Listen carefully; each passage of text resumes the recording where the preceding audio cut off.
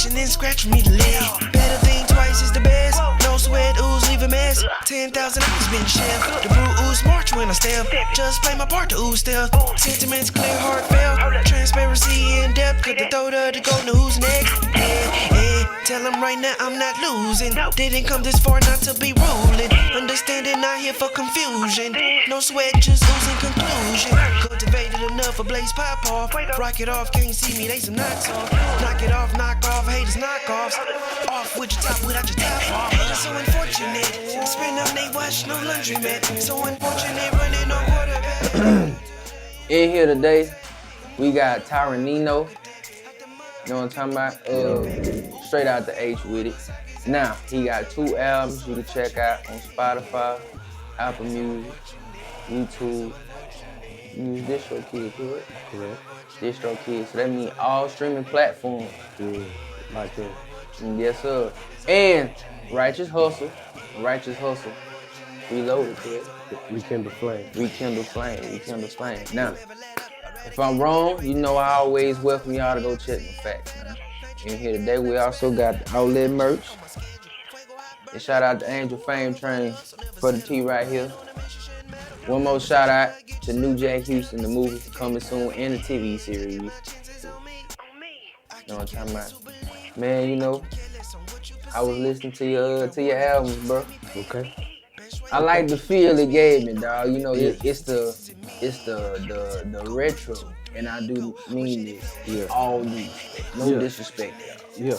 It gives the retro feel of the mixtape, bro. Where did you get that? Of course, it's different. It stands out. Right. Which is what catch my attention. I'm pretty sure a lot of other people. Right. But what made you say, hey, you know what? I'm different.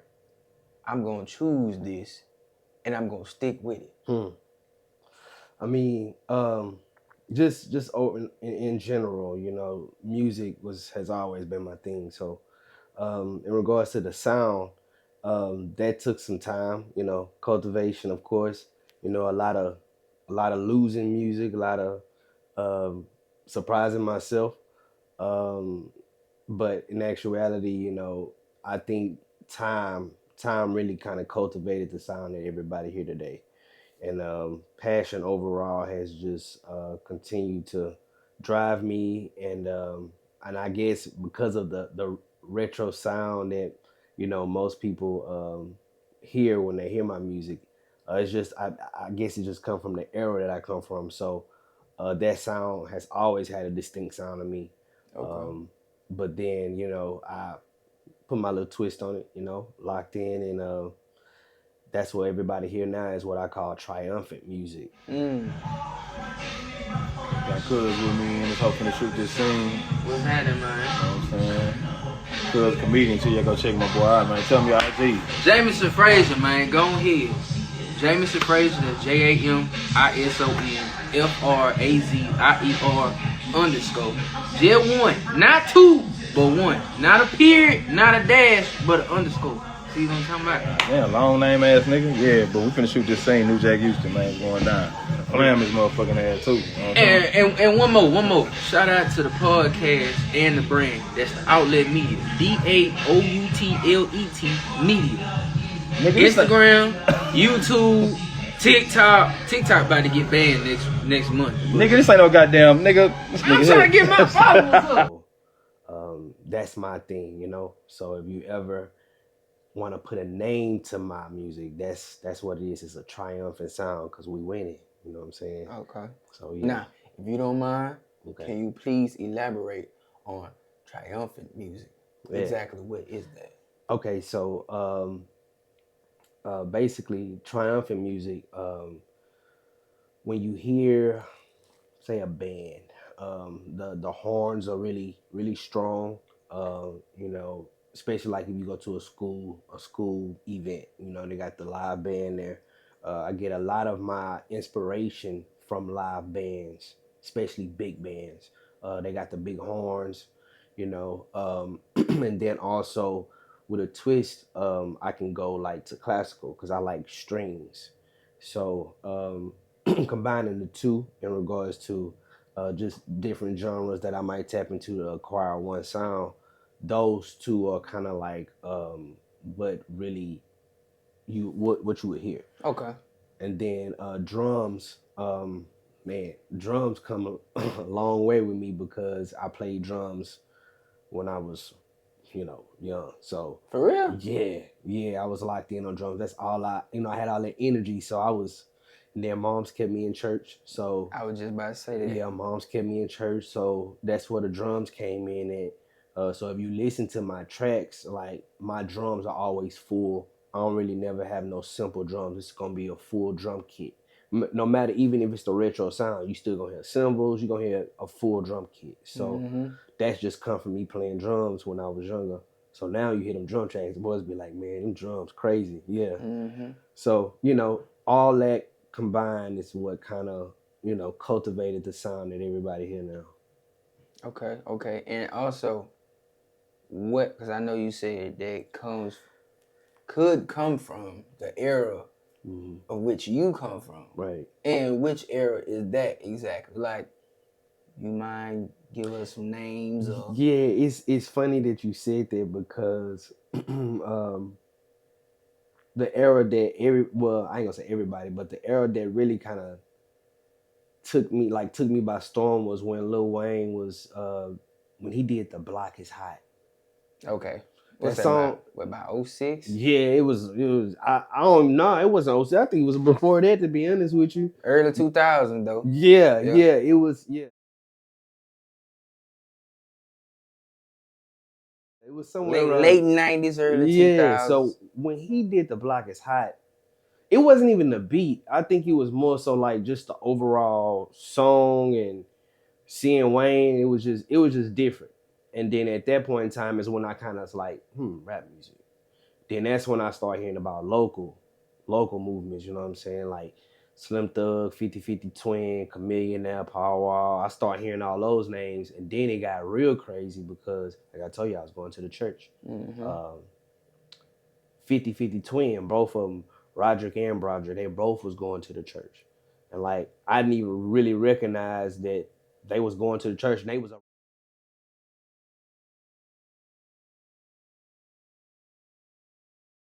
around me that whole time from like little all the way up until, certain things happen. And, Roderick's still out and Broderick got, he got incarcerated. So, but the point is that it's been funny because I've been around music and all that type of stuff for a long time. So, yeah, it's a beautiful thing, man. And, So how you feel with your first purchase? Shopping with the outlet, bro. I feel real good. I feel like I'm plugged in with the outlet now. Okay. No, tell them about the material, you know? How the material you feel? Oh no, the material. This one real thick. You know what I'm saying? That's the hoodie. For the winter. Yes, This sir. one real thick too. Color looking real good. You see that right there? The sign looks beautiful. Beautiful design right there. Both of them. Sir. I appreciate your Mondo for shopping with us, bro. You gonna need some food, baby? like local activity, they kind of also lit a fire in me, especially like 50-50 Twin. Like them two, they was totally different from Slim Thug and them, and they wasn't like too much different, but I guess they was more flashy with the flow. Like they flow was way more it would captivate me more. Probably not everybody else, but they would just say stuff, you know what I'm saying? It just be fly, so Okay. and that's how they was. They was just fly dudes too. So they both of them like my height, 5'7", 5'8", they short dudes, twins, you know what I'm saying? They was cold. So that right there really took me by storm when I started hearing them. But in regards to the sound, because they was doing a lot of rapping on other people's beats. They weren't really, but as far as like rap goes, like those were the people that kind of grabbed me by storm. And then the sound part, I think that kind of eventually kind of grabbed me later on. But I think what did like kind of captivate me with beats was Mannie Fresh. Okay. Shout out to Mannie Fresh. Shout out to Mannie Fresh, man. Mannie Fresh and other people too, you know, kind of like. But I think Go DJ, the song Go DJ. Go DJ was probably one of the best like tracks I had heard in that time. And when I heard it, I like some of the same like snare tracks, all that type of stuff that's in that beat. I still utilize them today. So ain't nothing wrong with that. Boy, that Go DJ. yeah. I don't know if you was playing video games back then, but boy, Midnight Club. Dog, that's the only song I ever wanted to hear on that. Yeah. That and the Go DJ and the other one we had Cars Real Big. I was real man, boy, I was my goodness. Yeah, man. But man, boy, hey. But I like talking to people from the older generation. And when I say older generation, of course anybody can look at me and tell that I'm young. Yeah. So I also like, me personally, I feel like I am one of the leaders. Not the leader, but one of the leaders of my generation. Yeah. Which is the early 2000s, baby. You know what I'm saying? I was born in 01, but I grew up around older people. You see what I'm saying? I didn't really have nobody close to me in age to grow up with. Yeah. I just seen older people do stuff. Okay, take that from them. This is what I want to do. Ooh, okay. Ooh, that Michael Jackson. Yeah. That go hard. Grandma, who that is? That Johnny Taylor? Yeah. Oh my goodness. You ever heard of Marvin Sapp? Ooh, Yeah. okay. Yeah. Yeah. So it's always a good feeling for me to sit down and talk to people that, as you can tell, or may tell, I love music. Yeah. And that's one of my things. But like I say, it's always a great feeling for me to sit down with people that can articulate when it comes to music. Yeah. And we can pretty much like join minds, but even though I'm sitting here asking you the questions, it's a good feel for me it's like you interviewing me type thing. Because I'm sitting here and I'm listening, I'm like, bro, it's a lot of stuff he's saying that I didn't know I would have never thought about. Yeah. Like 50-50 Twins, Yeah. never heard of them. But now it's the way that you're talking about them makes me, okay, as soon as I cut this, I want to go check them out. Yeah, bro. And I hear about so many people in the city that, you know, are considered legends to people and all this. I'm like, bro, I never heard of them. Yeah, bro. Yeah. And you know, a lot of times, young people, my age or whatever, because I'm be honest, bro, I'm 23. And people my age, 23, like from 17 to 25, call me Unc and old school, bro. Right here to the man, like, it's crazy. I be like, okay, cool. You know, I'm just gonna accept that means I got wisdom. Yeah, you got a little wisdom on it. And I've been told since knee high, hey, bro, you'd have been here before. You've been here before. But, straight up. You know, that's complete compliment to me, man. Right. Me too. Yeah, man. Yeah, and I can see that, bro. Yeah. I can see that, and I try my best to also keep that balance. Like young people, I'm not gonna say necessarily irritate me, but it's like some stuff about it, I'll be like, I don't care to deal with that. Right. And then when I'm around the older crowd, it's like, okay, I get a lot of wisdom from you, but I'm part of this side over here. Yeah. So it's like when somebody older than me tells me, hey, bro, you mentally, you mature. Yeah. You have an old soul. But some things that you do shows your age. So when I'm around people my age, I'll be like, okay, I can see why they say that. Yeah. But also, most people my age, we're completely different because your mind is somewhere else and I'm over here. And it really has nothing to do with age. At the end of the day, it's really about maturity. Yeah. Because you can be 48 years old and still 15 in the mind. So. Might hurt yourself though, doing that. Yeah. Might hurt yourself, man. Yeah. So if you don't mind, man, can you please give us some insight on what you have going on moving forward? Any big time. Let me say this before you dive off into that. Yeah. Because we can't just pass this up like this is a small achievement. Yeah. Then no, this is major. Yeah. Most people can do one or the other. Yeah. Either you gonna make the music, you gonna be in the spotlight, Right. or you gonna.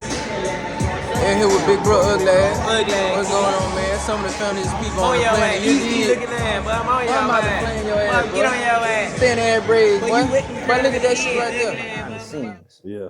with the producing, Yeah. with the engineering, with the cooking up in there, with the long hours. Yeah. Cause you know you have a lot of artists, man. I just want this, and they don't really help. They don't try to like Yeah. sit there and join minds with you to make a fire track. And a lot of times, bro, as a listener or somebody that really cares about music, Yeah. and is a real fan of music, which is it's a bunch of different genres, but there's actually music completely. Mm-hmm. You can hear somebody is for real about it. Yeah. If they have stepping. Definitely. If you just came in here and say, man, fuck it, I ain't got no time. I'm just gonna spit this and get out the way. And now you leaving all of that, the cultivation, Yeah. to the engineer to sit here and try to figure out how can I manipulate his vocals Mm-hmm. to fit this track the best way. Yeah. So with that being said, Tyreneno is also an engineer and a producer. You know what I'm saying? And he make the music. See what I'm talking about? He on both sides of the fence.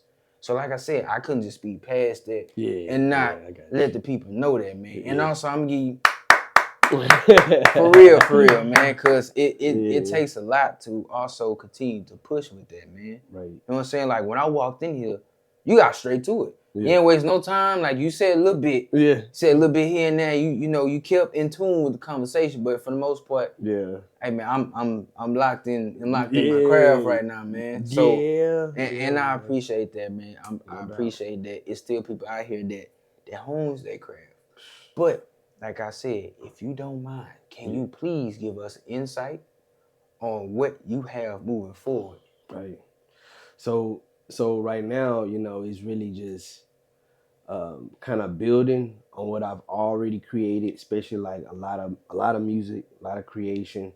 I'm really trying to hold back this fire I got inside of me from making new music because I tend to write to all my new music. So I'm kind of holding back on writing. Why is that though? I got a real bad habit of doing it because I'll make a beat and I'll be like, I like it. I really like it. Now I'm about to write to it. Nobody else can have it. I mean, I could give it up, you know, but it's just the fact that I want to write to this one because it's just that hard. The blessing and the curse of doing both. It's okay. Just, yeah. So okay. You know, as you were saying with the, you know, the engineering and the producing side of things, that's where things get hectic for me because it's a gift and a curse, I should say. It gets hectic because, like I said, I can make 2, 3, 4 beats, you know, within a certain time period. But then at the same time, if I do choose not to write, then, you know, or I choose to write, it's a therapeutic moment for me. So a lot of times I'll be taking out whatever I got built up inside of me that I didn't even know I had built up. So, you know, music is very therapeutic for me. But, you know, in regards to what I'm doing moving forward, I'm just really getting everything together, you know, the creations, everything that I put together thus far, shopping beats for different studios, different companies, different artists. Right now I'm looking forward to working with Sauce Walker, TSF. Big accomplishment.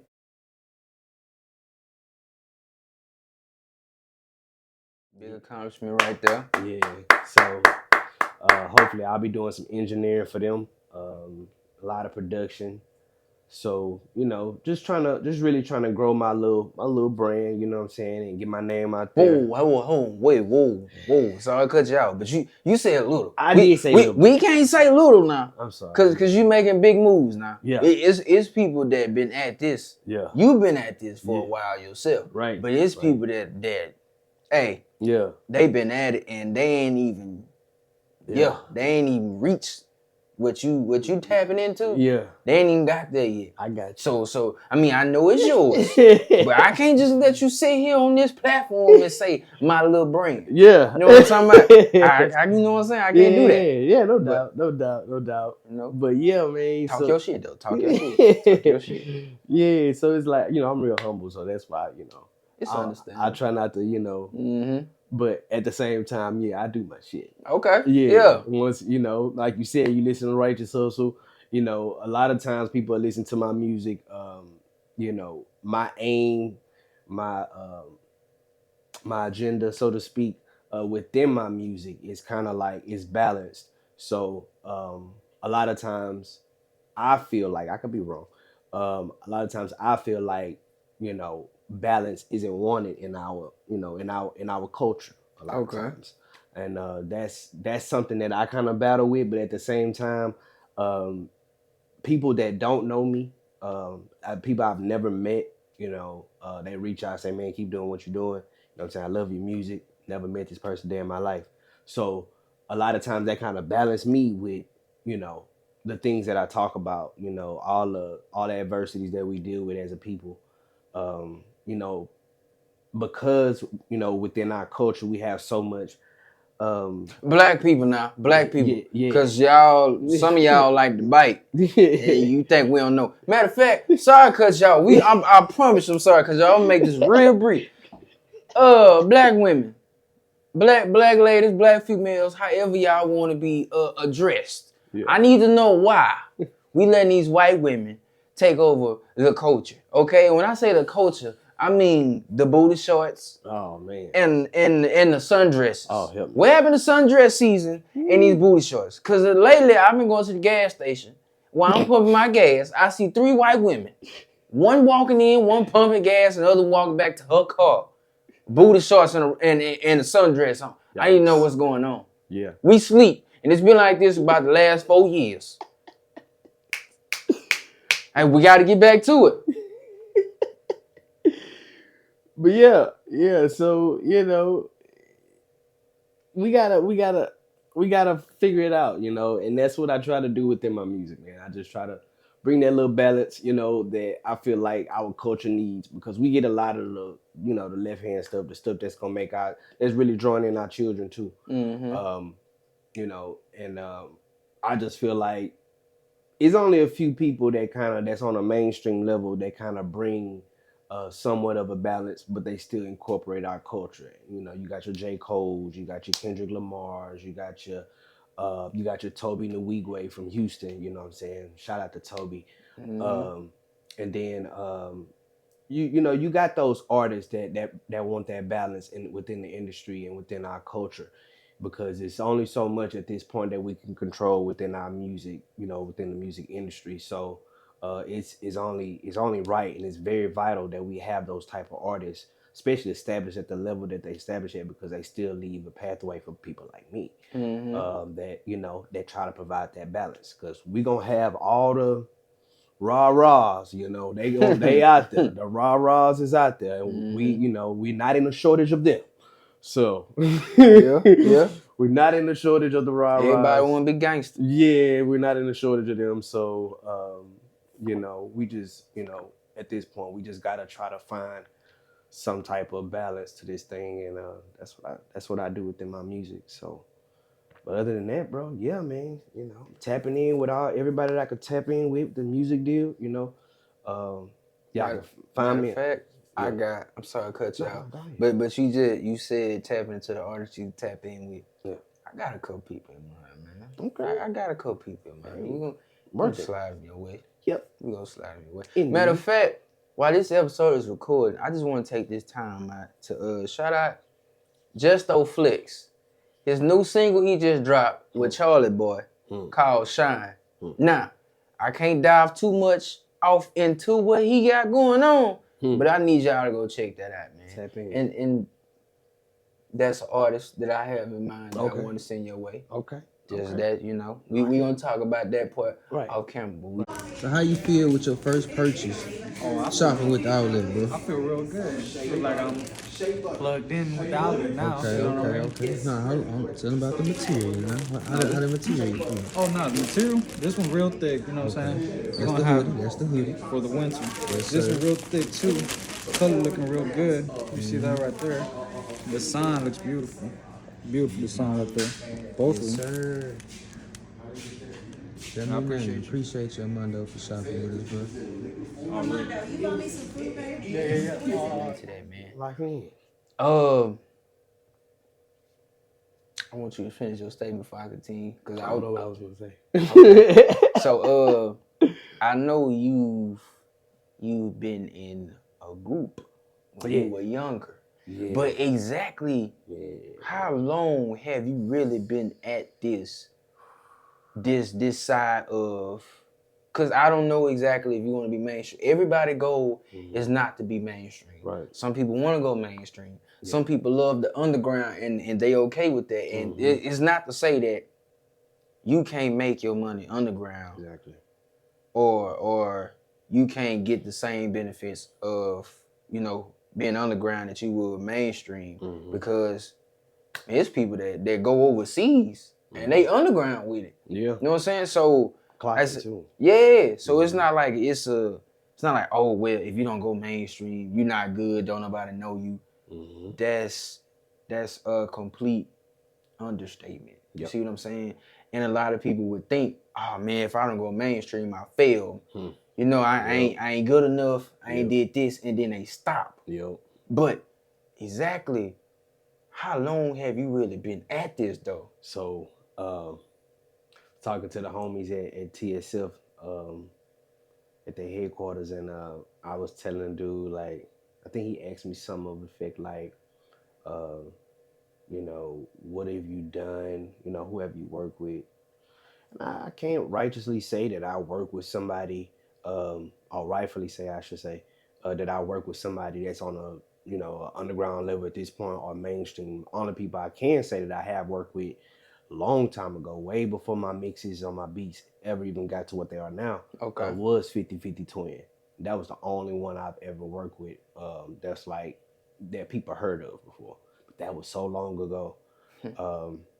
Yeah, I wouldn't try to take credit for that. But yeah, man, I was telling them basically, I heard a man tell me a while back that it takes 10,000 hours to really master your craft. 10,000 hours. I think I did it. I calculated it into, years or whatnot. I want to say it could have been, I don't want to lie, but I want to say between, I don't know why I want to say 9 years, but 10,000 hours somewhere around 9 years. Okay. I think, I'm not sure. I don't know why I want to say that, but yeah. But 10,000 hours was when I first started going to school for audio engineering. I think that's where I heard it, and the dude was like, it takes 10,000 hours in the studio to really, learn your sound, train your ears. It take that long. So I can comfortably say that I've been in this motherfucker longer than 10,000 hours. Yes, sir. Yeah, man, 10,000 hours plus. But, to bring it into, a year equation, I've been to over 20 years. Okay. Over 20 years, so. I can definitely get that feeling. Yeah. I can definitely get that feeling. Yep. Definitely. And, they say, it's men that, rich, wealthy men that started companies and failed with companies and started companies and failed with companies, and they didn't really get their jump until after 20 years, So I ran into those moments where I did want to stop, At moments I did stop. But then I tell this to a lot of people I talk to about my music, that I will purposely stop myself just to see if I'm actually fucking good.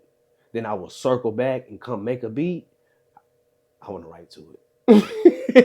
That's the first thing come out. I want to write to it. You see what I'm saying? So it's like, I'm really like kind of stuck. And, when it comes to like what you was asking me, like, incorporated with that is the opportunities that me and Javaris had. Yeah, and I was fresh into making beats at the time. I was fresh into engineering, but I loved it. You know what I'm saying?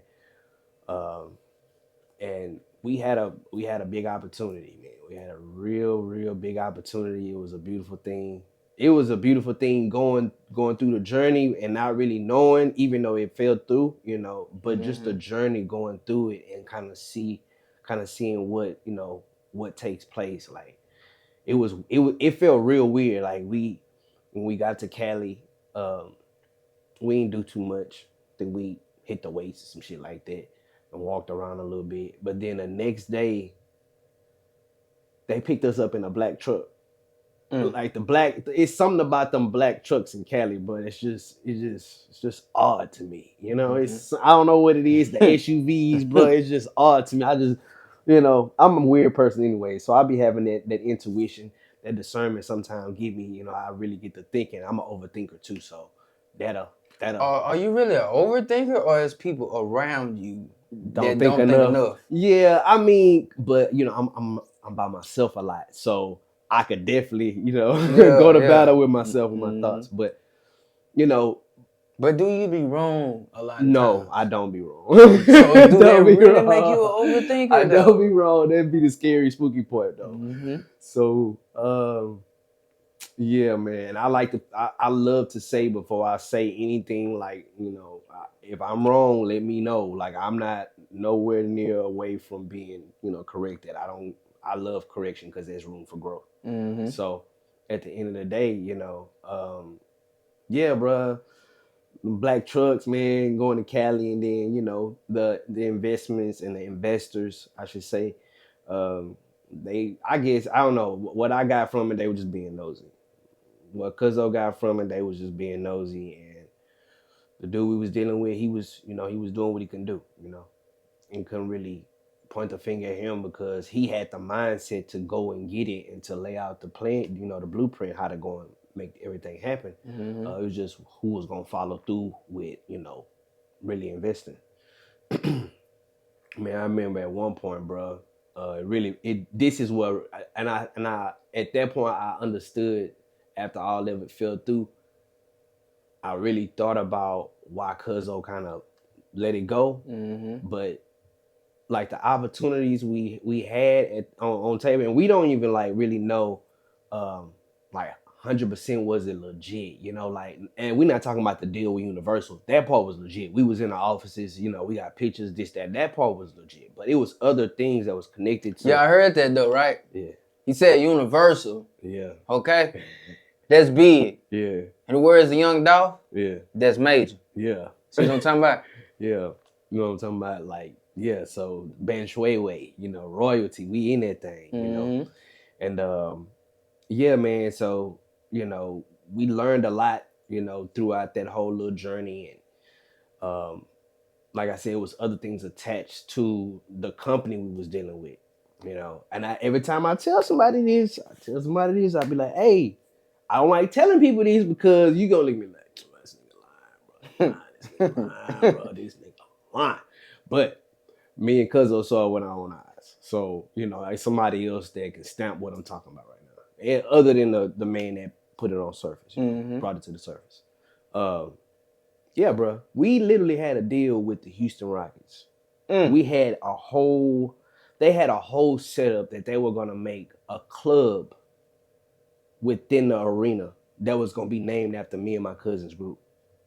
I heard about that. But it actually wasn't me and my cousin group. We was gonna be within the club part, but the club itself was gonna be named after the record company we were signed to. Okay. That's what it was. But so, yeah. One more question. Yeah. Because I heard, you know. Yeah. This is just grapevine. Right. That one of y'all songs were gonna be played during the halftime show. Oh yeah. Probably if the deal with Universal would have went through, then our music would have been everywhere at that time. So, and we would have literally been the face of Houston, bro. Like me and Cuzzo, face of Houston. And the thing is that, you know, it was beautiful because we were self-produced. Like, we didn't have to tap in with no producers at the time. Should we at that point in time? Yeah, we probably should have had tapped in with some other producers because I wasn't locked in like how I'm locked in now. My mind, I was trying to, you know, compartmentalize and perfect every part of it in that moment. That shit was so A difficult. perfectionist. Yeah. I'm trying to keep up with Cuzzo because he's killing all the songs. He rapping. He just rapping. So he ain't really, all his energy is going into 16 bars. I'm murdering these 16 niggas, catch up, you know? So I'm like, so I gotta make this beat. I gotta make sure, you know, I'm on point with this nigga. Yeah, it was a lot, bro. But at the same time, like I said, the journey was beautiful, man. And I just kind of just hate that, you know, it pushed my cousin to give up on that. But at the same time, when you have something that big and like at the grips of your hands, bro, like, and it fall through, that shit hurt. That shit hurt. But you know, that's where, you know, hey, you gotta dig deep, you know. You gotta dig deep, and I've always been that type of person where I feel like, you know, I didn't want to work for nobody. You know, I feel, and still to this day, I feel like I'm way too talented, you know, to work for people, you know, for whatever that's worth, you know. But I feel like that, and I think that's kind of the reason why I still do what I do. Because, like I said, in 20 years, bro, hey, you never know, you know. You know, it took a few messages here and there to. I had already previously done business with Sauce Walker, and, you know, on behind the scenes and whatnot. So just a few videos, you know. I had cooked like 2 or 3 tracks like within a couple days, and I just recorded the tracks on video, sent it to them. Well, I knew that they was hitting me back. So that's why I say you just never know. You know what I'm saying? You can't really just give up on your shit just because it ain't go accordingly how you was thinking it was supposed to go. And when he say he feels he is too talented to work for other people, he talking about in the music business, okay? He ain't talking about you waking up, going to get a job. Yeah. He ain't talking about that. He ain't talking about you need to be a 4-corner boy trying to hustle on the corner all day. Right. Okay? First off, that right there, anything you trying to do in the street, that's dead, bro. We just gonna be dead with honest. It's too many cameras out here. Teslas, these cyber trucks. Bro, they in the process of making flying cars, allegedly. This is Elon Musk doing, okay? Yeah. But at the same time, hey, bro, find your hustle, dog. You don't want to work? Hey, man, let me tell you something. This man right here, he older than me. And he's more into the Bible than I am. Oh, man. But what I will say is, a man that don't work don't eat. Yeah. For sure. We're going to keep it like that. For sure. Just gonna keep. And matter of fact, well, I ain't gonna say too much. Ain't gonna put no names out there. But I'm just gonna put this out there to back up my case that I'm making. I know a man that was facing 2 life sentences, bro. This man been home 4 years, bro. I don't even think a full 4. This man got his own business, making music. And he really, like, it's, hey, and he in film. I'm just gonna say that. I don't want to put too much out there. Yeah. But come on now. Yeah. Come on now. Yeah. And he was really, really in them streets for real. Okay? Yeah, and this bro. man came home and changed his life around. Yo. So all them look, oh man, I can't get no job, or don't nobody want to work with me, don't nobody want to. Nah, bro, them excuses, man. You just somebody that don't want to work.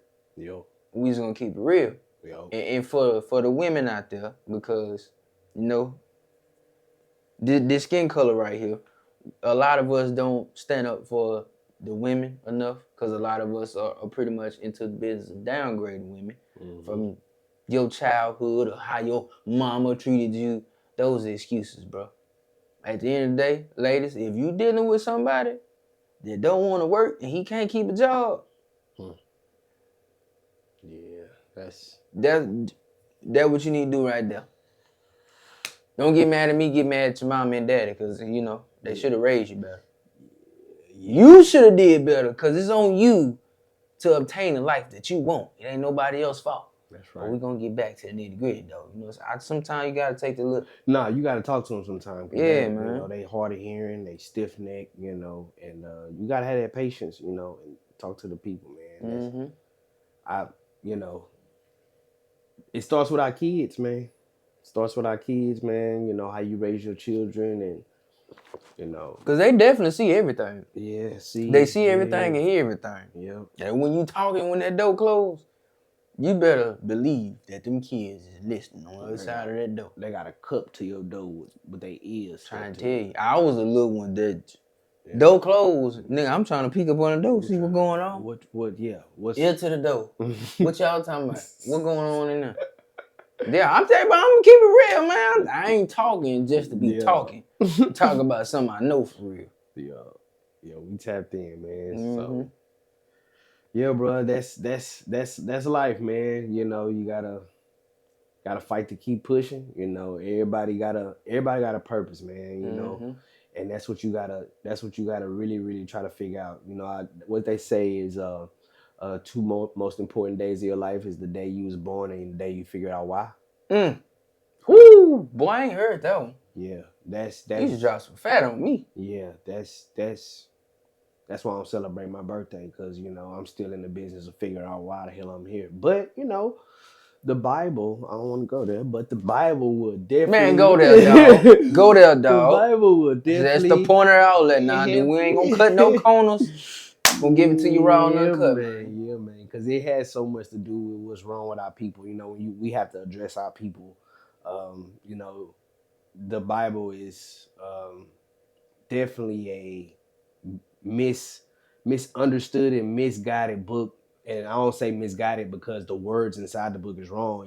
It's people are being misguided by the Bible, and it's through the doctrine and through pastors, and it's so much stuff that's tied into it. But at the end of the day, the Bible is definitely our healer, man. You know, they say, oh, if Jesus is this, that, and the third, then why do we need hospitals? You know, we need hospitals because people are neglecting the Bible, and that get deep too. So, you know, that comes with, you know, affliction. You know, if you understand affliction, then you will also understand that your body heals itself.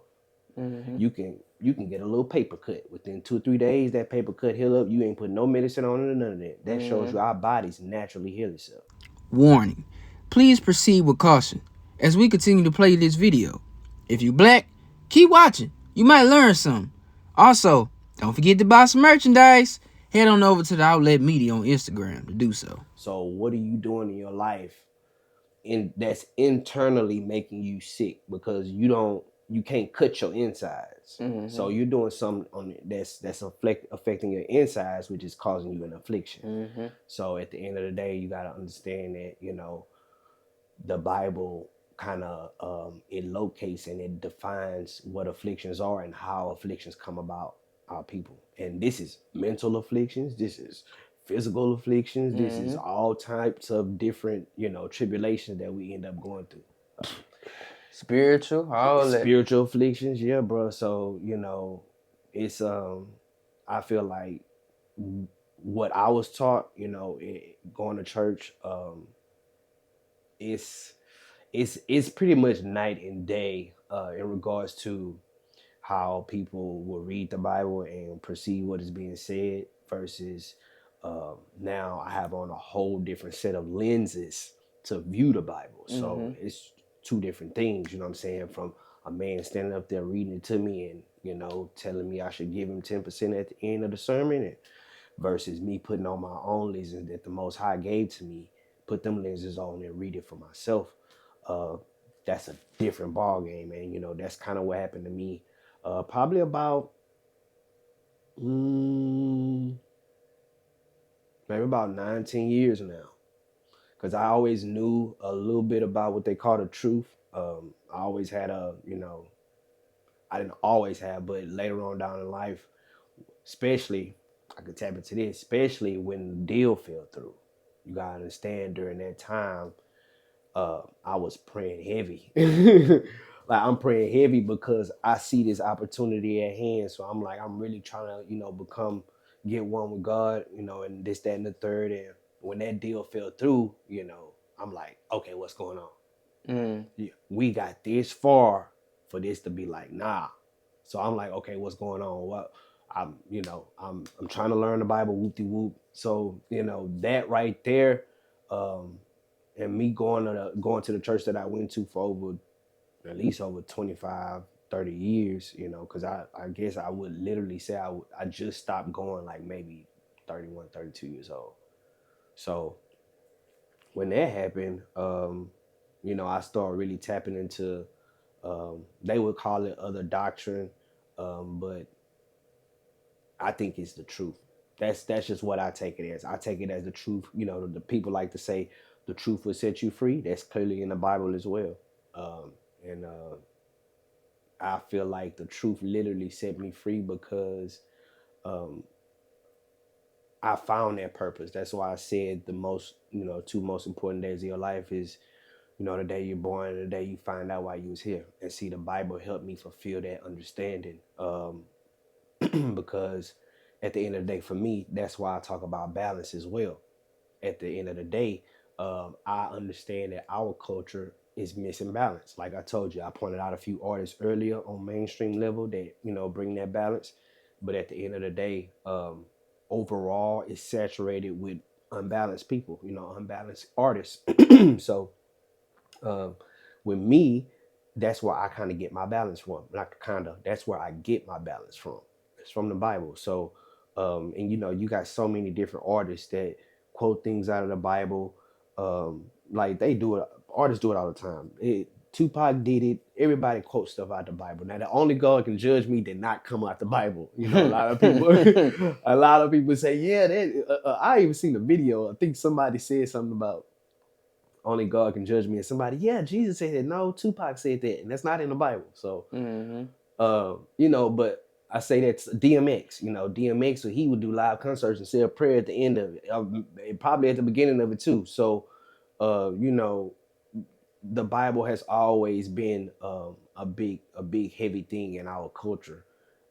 So with the understanding that I have now of the Bible, I institute that into my music because I feel like our children, and I'm not gonna say our children now because I can't speak for everybody, but I remember growing up on Antoine and DeSoto and Acres Home, and you know, you would hear people go, "Hey, little nigga, get your little ass in here." Hey, you know, and it got worse than that at time. You know, they would say, you know, you would hear people talk crazy to their kids, but you know, with me losing friends over time, and you know, and stuff like that happen, I always wonder, especially with the understanding I have now, I always wonder, like, I wonder would it have changed the mindset of a child if that child knew from that small age that they were actually royalty.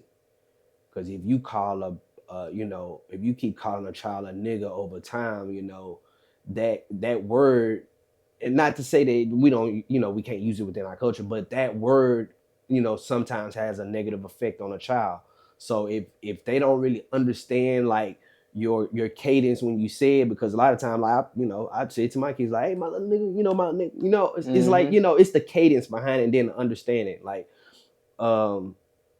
if they don't understand, if they've never heard nobody tell them that you royalty from, you know, childhood all the way up until all they heard was nigga this, you just like your daddy, you know, just all the negative shit, you know, and they never heard the fact that they were royalty. That messes up, that for me, at what I know now, that messes up our children. So, you know, I make it a point to bring that element into my music to let the kids know, like, it's coded within my music. It's very coded.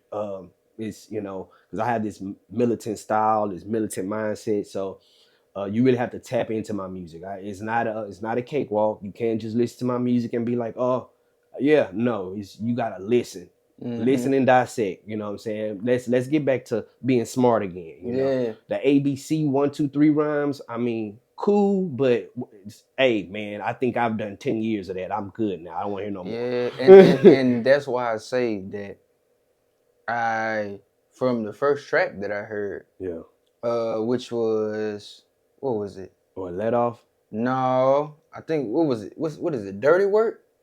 Doing work? Body This Work? Yeah, Body This Work. Yeah. From that one, that was the very first one I turned on, and I was like, just the beat selection, how you approached it, I was like, nah, this is completely different. And like you said, for this generation, the catchiness is what they flock to. A minute and a half, 2 minutes. Yeah. That's all they want. Yeah. Majority of them. Right. And that's why a lot of people is like try to force feed, oh, why would I be my real self when I can just give people what they want? Yeah. Not knowing that the longevity of that, it's only gonna last so long. Yeah. Because for the real ones, the real fans, for real, Yeah. after a while, you start to play out who you really are when it comes to it. So it's like, it's a blessing and a curse. Yep. But catch-22, however you want to word it, however you want to put it. But in the long run, basically, you not being your authentic self will catch up to you in the long run. Yeah, because now you tapping into your integrity. And when you lose your integrity, guess what else you lose? Your respect.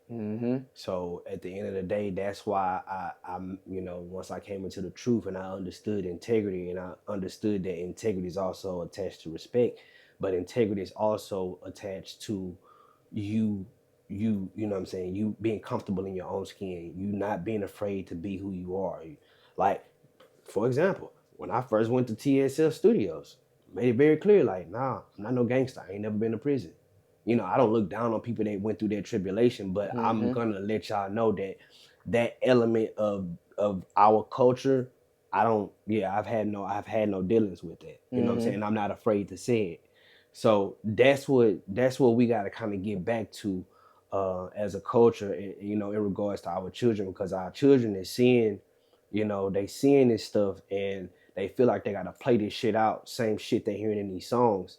They feel like they gotta go and step on some shit to be stamped, you know what I'm saying? But at the end of the day, bro, you gonna be just a number, you know what I'm saying? Either dead or locked up. So and he giving it to you in a nice way, but if we just gonna go ahead and simplify the whole situation, that basically make you a crash dummy, bro. You crashing out, and most likely your favorite artist is talking about crashing out. He ain't never crashed out. Nope. Ain't gonna crash out. Nope. If you really think about it, if he's mainstream or he's making music and he's talking about doing all this, do you really think if he did all that, he'll still be free? He would not. He'd either be dead or he'd be locked up. Or he'll be going through a case. Yeah, Fight a case. And we seen it. Yeah. We've seen Several it. Young times. Thug Yeah. with a Rico. Just the simple fact that you use the word gang when there's more than 2 people. Yeah. Or more than one, when you say gang, or just that one word is getting you looked at for the rest of your life. Yeah. You ain't even gotta be doing anything on gang activity. Y'all can just be cool, or y'all can be family with us. Hey, bro, this gang. Whoop, whoop.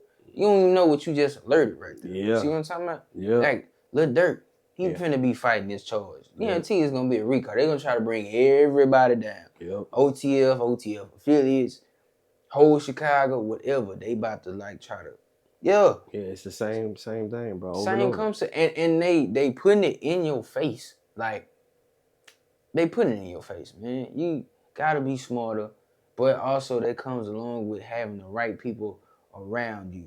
Because for me, I can speak for that, because like you said, I ain't never been to jail. Yeah.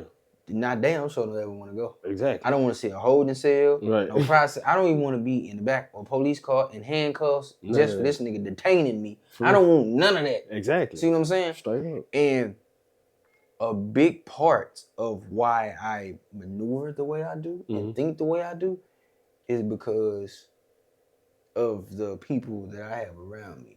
Yep. See, a lot of people, this is frowned upon too, because goes back to what you just said. It's basically our culture now is basically follow and not lead. Yep. We don't have a bunch of leaders. And that's taught and learned in school, elementary school. Either you got the line leader, then you got the hallway monitor. You got the one that's staying outside the line and make sure everybody doing what they need to be doing in line. Right. Which we used to call him, I know I definitely did. I used to call him a snitch. Yeah. Cause nigga, if I want to step right instead of left first, and you tell the team, what you snitching for? Now I want to fight you. Cause you snitching. You mind your own business. And the funny part about that is, bro, is that, just the idea of the line leader and the the line monitor and whoop whoop. Mm-hmm. That's just elements of prepping for prison. Yeah, all the way. School to prison pipeline is what they call it. All the way. So it's yeah, man. Our environment and our society is definitely shaped to it's not shaped to uplift us. I can say that for sure, 100% sure. But at the end of the day, I gotta throw this one out too. Yeah. Cause you said it's basically prepping you for prison. Yeah. I gotta say this too. That's like alternative school. Oh yeah. You in regular school, but you get in trouble so much that you go to alternative school. Mm-hmm. You gotta think about the effect of that too. It's like if you already been taught in regular school that pretty much through the curriculum and the things that you do from when you little all the way up, they prep you to work for the white man and going to jail. Yeah. Alternative school. And nigga, that's basically like you in the hole. Yeah. Or you being shipped to a whole nother. Yeah. Yeah. You ship to a worse one. Yeah. Yeah. It's because of your behavior or like when you in the county downtown or whatever.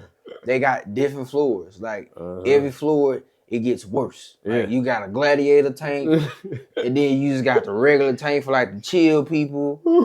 It's you know what I'm saying? A lot of people don't look at it like that, but it's the way and like you said, it starts with the children. You see what I'm saying? If you don't teach your kids that, a lot of people is not gonna process their mind, train their mind to really sit back and look. You know what I'm saying? And a lot of times, even in the culture, I'm a quiet person. Yeah. And I believe, I believe in letting everybody be them. Mm-hmm. But what I'm saying is, it's a lot of people that do this too much rather than do this. Mm-hmm. You gotta do more of this and less of this. Yeah. See what I'm saying? That's why you got 2 ears and 1 mouth, so you can listen twice as much as you talk. Mm-hmm. So, hey man, but we giving a lot of game, a lot of unexpected game, a lot of it. Man. And that's the beauty of it, man. Bless the youngest, bless the babes, man, because that's where the victory gonna come at. Hey man, I'm getting older, bro. I'm just showing my kids that you don't give up on, on your dreams. You don't give up on none of that. I don't care what it is. If you physically able to do so, then do it. You know what I'm saying? Don't give up on your shit, man, because, there's a will, there's a way. Exactly. So, yeah, man. And, man, it's a lot of my questions you've already answered. Me just sitting here and letting you finish your statements. Yeah, run it. You know what I'm saying? Not your sentences, but your statements. Because you're actually making statements. Man, see what I'm saying? I swear I just used that in the song the other day. I don't spit balls, I make statements. And I ain't even noticed. He ain't heard the song. You tell me how I know this. Crazy, you know what I'm saying? Goes back to what we talking about earlier. Yeah. The spiritual. Tapping into your spirit and your spirituality. Yeah. See what I'm saying? Yeah. And bro, I just have one more question, man. Do you have any new music that you may be working on, anything in the future? Yeah. Because like I said, you already have 2 albums. Mm-hmm. 3 years apart, but yeah. And I'm not saying that in a bad way because I know timing is everything. Right. Timing is time of the essence. Right. See what I'm saying? And when you're dealing with things like that, that also points back to your craft and how much you really is into it. Yeah. Also, to go back to what you were saying earlier, way earlier, it's where you said you make yourself stop on purpose. Yeah. Just to see if you really like that, and then you come back to it, and you even better. Yeah. See, and a lot of people take that as if you stop, you will never have that shot, or you just oh man, if you go 1 day, 1 week, 1 month, 1 year without working on your craft, you fell off, right? Or you slacking, or whatever. You're stagnant or complacent. But it's but it's more so on the level of, and that's not the case for everybody. Some people, they actually do fall off. You know what I'm saying? Right. But for others, which I've been there myself, it's more so on the level of, hey, real life has happened. Yeah. A lot of people don't factor life into what's going on. Yeah. Real life has happened, whether it's man, something tragic happened to you and it just completely shook your whole process up by storm. Right. Or it's like, hey, Right. I take a step back from this to live life and to pay attention. Yeah. And so when I come back to this, it helps me grow and give you the real feel and be for real about this. Yeah. So it's a two-way street. Yeah. It just also depends on how you look at it and how you carry yourself with it. I'm down and out. Yeah. Like for me, I do comedy now. I just started comedy this year. Okay. July 14th was my first time doing stand-up. Oh man. In a little backstory, not to dive too much into it. Okay. But a little backstory is I was at rehearsals for New Jack Houston. Okay. And the director, I ran it by her because my cousin is in the movie. Okay. And he's playing a detective. I'm playing a little street nigga. Yeah. That, I ain't gonna say he my big homie, but somebody that's been knowing me for a minute brought me in the game because I was out there trying to work on my own. Got Cuz with me and is hoping to shoot this scene. What's happening, man? You know what I'm saying? Cuz comedian too, y'all go check my boy out, man. Tell me your IG. Jamison Frazier, man. Go ahead. Jamison Frazier, that's JamisonFrazier__. Just one. Not two, but one. Not a period, not a dash, but an underscore. See what I'm talking about? Damn, long name ass nigga. Yeah, but we finna shoot this scene, New Jack Houston, man. It's going down. I'm really finna flam his motherfucking ass too. You know And one more. Shout out to the podcast and the brand. That's the Outlet Media. DAOUTLET Media. Instagram, YouTube, TikTok. TikTok about to get banned next month. Nigga, this ain't no goddamn nigga. I'm trying to get my followers up. So, I'm talking to her one-on-one, and I was like, hey, I seen that you was doing an open mic night for comedians, and I want to try it. She looked at me, she was like, you want to do comedy? I was like, yeah. She was like, are you serious? I was like, yeah, I'm serious. Yeah. She was like, well, comedy is my first love. Why you didn't say anything?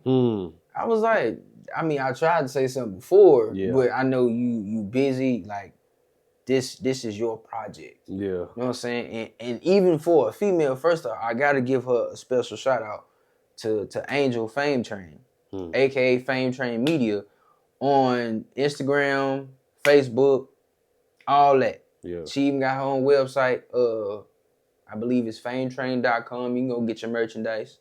You know what I'm talking about? And I ain't even getting paid to even be promoting her right now. I ain't getting nothing for this. She don't even know I'm doing this right now. Love. Yeah, that's just really what it's about. Yeah. And she was like, okay, well, at the end of the night, I'll give you 2-3 minutes. I'm gonna go up there. I'm gonna tell the cast to stay, to get, so we can give you some feedback. Just make up something. Yeah. Okay, cool. Yeah. In my head, I'm like, she don't even know what she doing right now. Yeah. Like, she Playing with a loaded gun. Yeah, like I come on now. I've been itching for this moment. Yeah. So I stepped outside, talked to my dad, talked to my pops. Yeah. And man say, shit, you ready? Yeah. You been asking for it, not a time Yeah, yet. I already know how You know what I'm saying? Yeah. Get your ass in So there. it's like I went back inside. Yeah. Then when I went inside, I knew she was telling people because people were like, hey bro, so you do stand-up comedy now? Yeah. I was like, yeah, I wasn't even going 5 minutes. So I was like, we finna find out. Right. So, long story short, I went up there. I killed it, bro. I ran into man. I ain't toot my own horn. Yeah. I killed it, bro. I got the video in my phone. Bro, I took that 2-3 minutes of an opportunity and turned that into, I believe, 16, 18 minutes. Yeah. I pulled myself off because the owner of the restaurant, he came and he was like, it's the last call before I close the kitchen. Yeah. So that's when it dawned on me. I was like, how long have you really been up there? So while I'm up there, I'm just, bro, I ain't got no script, nothing. Like I before I even started, I had jokes in my phone. I already wrote in my phone because I thought something was funny. Yeah. But when I'm going over, I'm like, this ain't making me laugh. Yeah. And, every day requires something new. Yeah. Like me trying to pull something from 3 months ago. Yeah. it's not gonna be relevant to what's going on today. Yeah. So I went up there, bro. I didn't have a script. I didn't fumble. I wasn't like, give me a second. Yeah. Ooh, damn, I shouldn't have said that. Yeah. My bad, y'all. Let me take that back. Yeah. It was like a consistent roll. Yeah. And I'm sitting there, I'm like, as I'm going in my head, as I'm talking out loud, I'm thinking in my head. First, like you said, I'm a thinker. Yeah. So I'm like, okay, I want to see if this funny. Yeah. Okay, if I'm working on my craft, this is my first time up here. I want to see for real how tapped in I am to this. Yeah. So I'm saying stuff, people laughing. I'm roasting because you know some motherfucker want to heckle me. Yeah. Told his ass up. Everybody laughing. I'm like, then I said I had a joke about this dude that I knew growing up. Yeah. He in a wheelchair now. Yeah. Immediately, motherfuckers started dying laughing. I was like, y'all find that funny? Y'all fucked up. He was like, oh, well, you supposed to be telling that joke, son? I was like, now I see the other side of comedians when they say, hey, your real pain, your real life go into this. Yeah. Although it's like music, any other type of craft in the entertainment industry, it's, you have those ones that steal from people. You have those ones that make up stuff. You have those ones that really live it for real. Yeah. The ones that really live it for real, they can sense the other ones that really are who they say they are. You know what I'm saying? It's real, recognize real. Shorten it up. Right. And man, when I got off, they gave me feedback. Yeah. It was a lot of positivity, bro. A lot of positivity.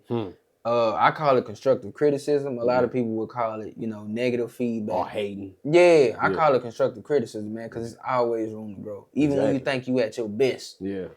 Michael Jordan, Yeah. the greatest basketball player of all time, but even he felt that, hey, I still have room to grow. Yep. See what I'm saying? Yep. And in my opinion, Kobe is the greatest of all time because I grew up watching Kobe.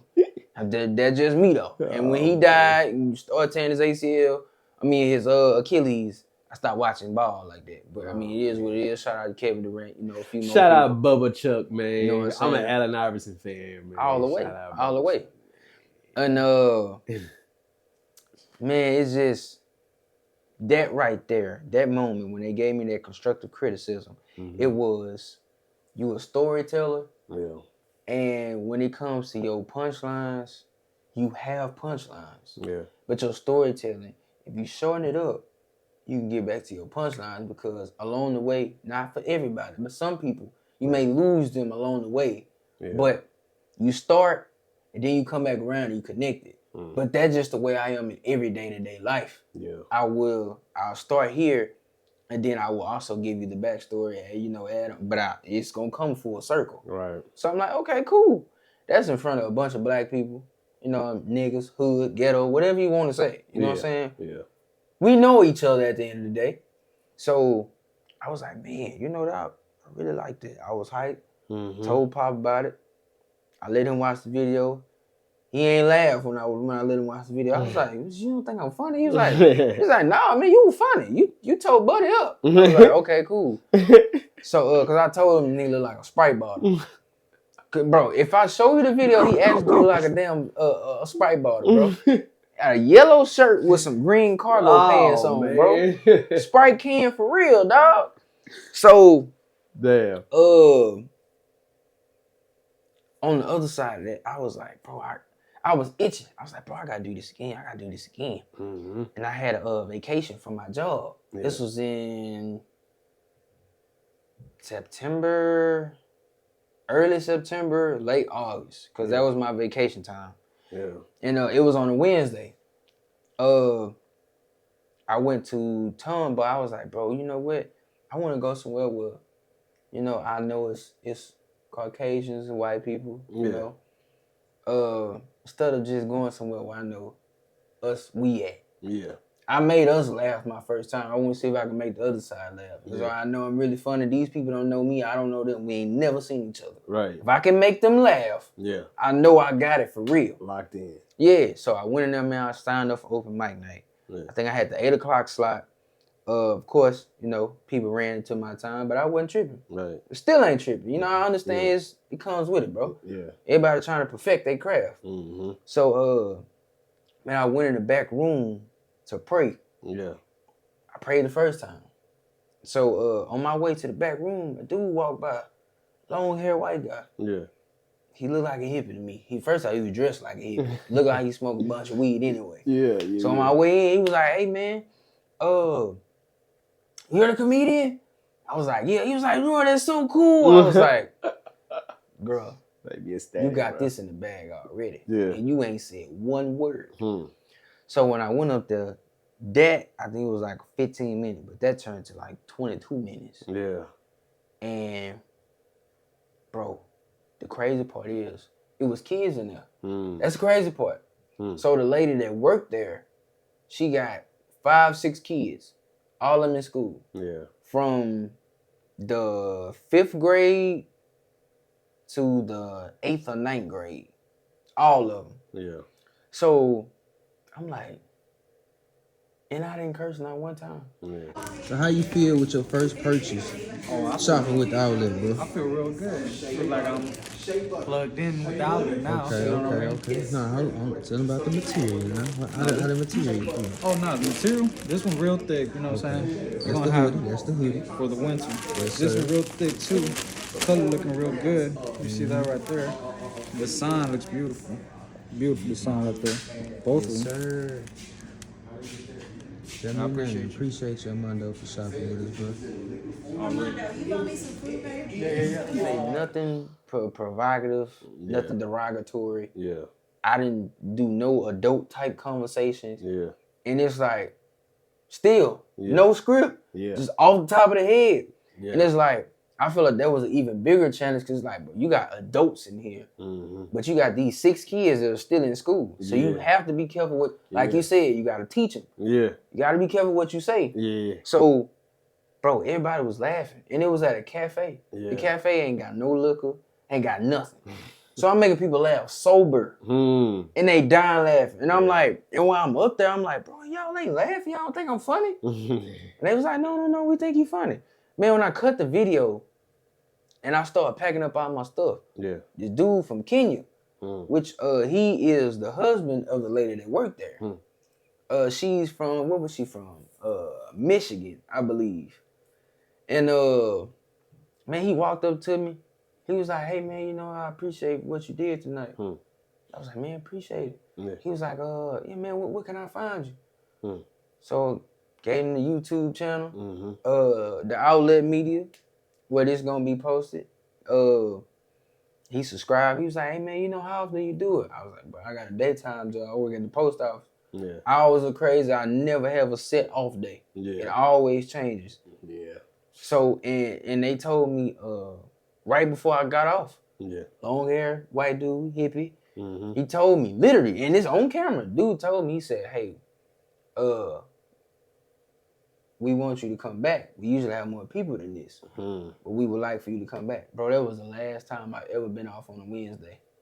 Damn. Any other time, I get off at 6:30. Yeah. But I work in a completely different area, which is to take me about an hour because I'm fighting traffic. Yeah. You know how Houston traffic Probably is. 2 hours. Yeah.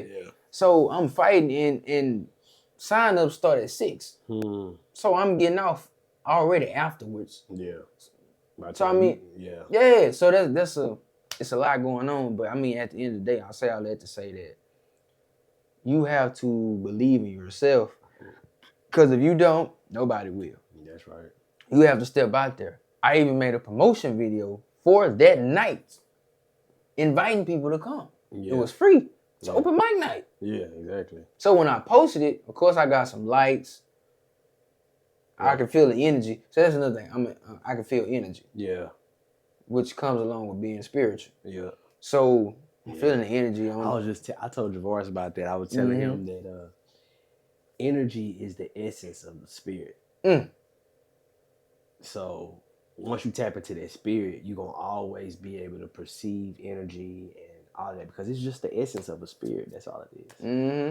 And the crazy part to add on to that, it's also when you feel things a lot of times, it'll end up happening right in front of you.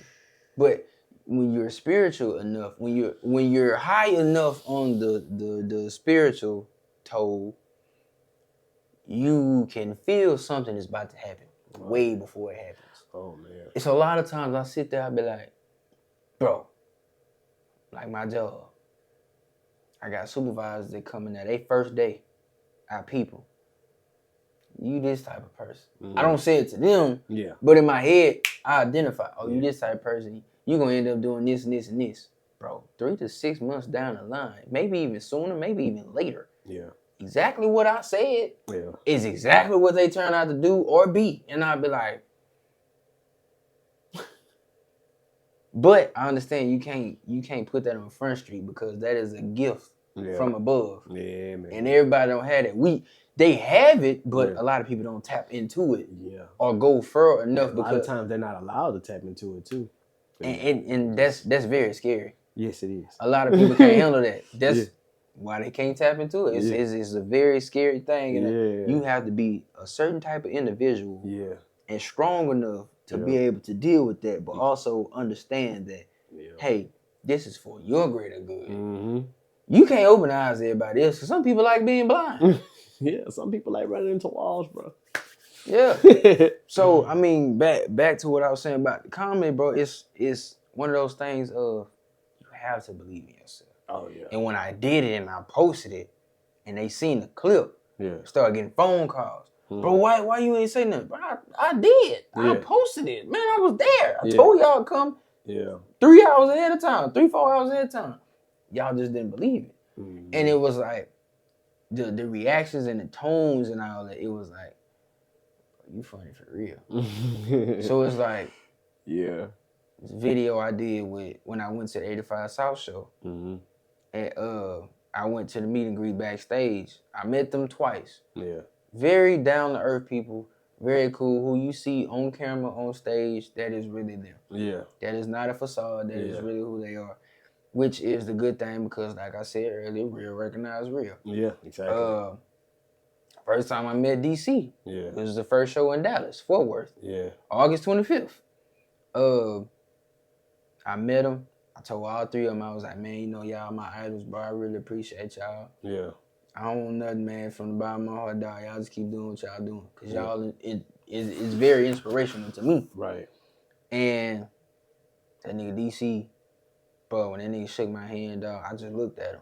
For so long, bro, since I was running summer track, I was, 13, 14. Yeah.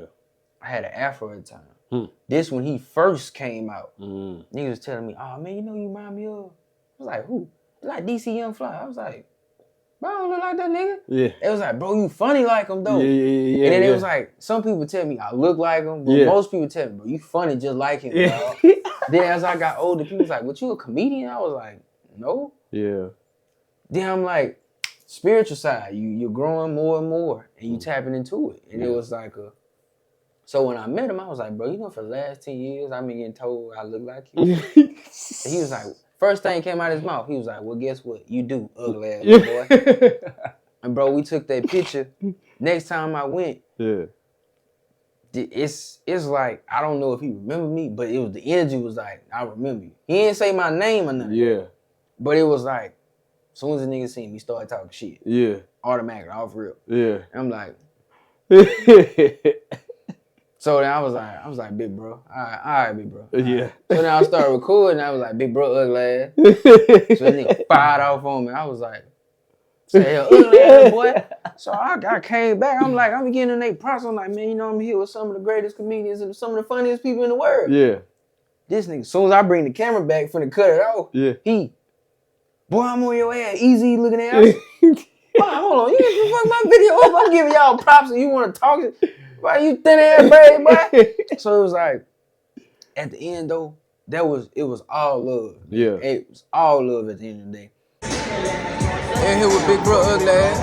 What's going on, man? Some of the funniest people on the planet. You looking at, but I'm on your ass. I'm about to play in your ass, bro. Get on your ass. Thin ass braids, boy.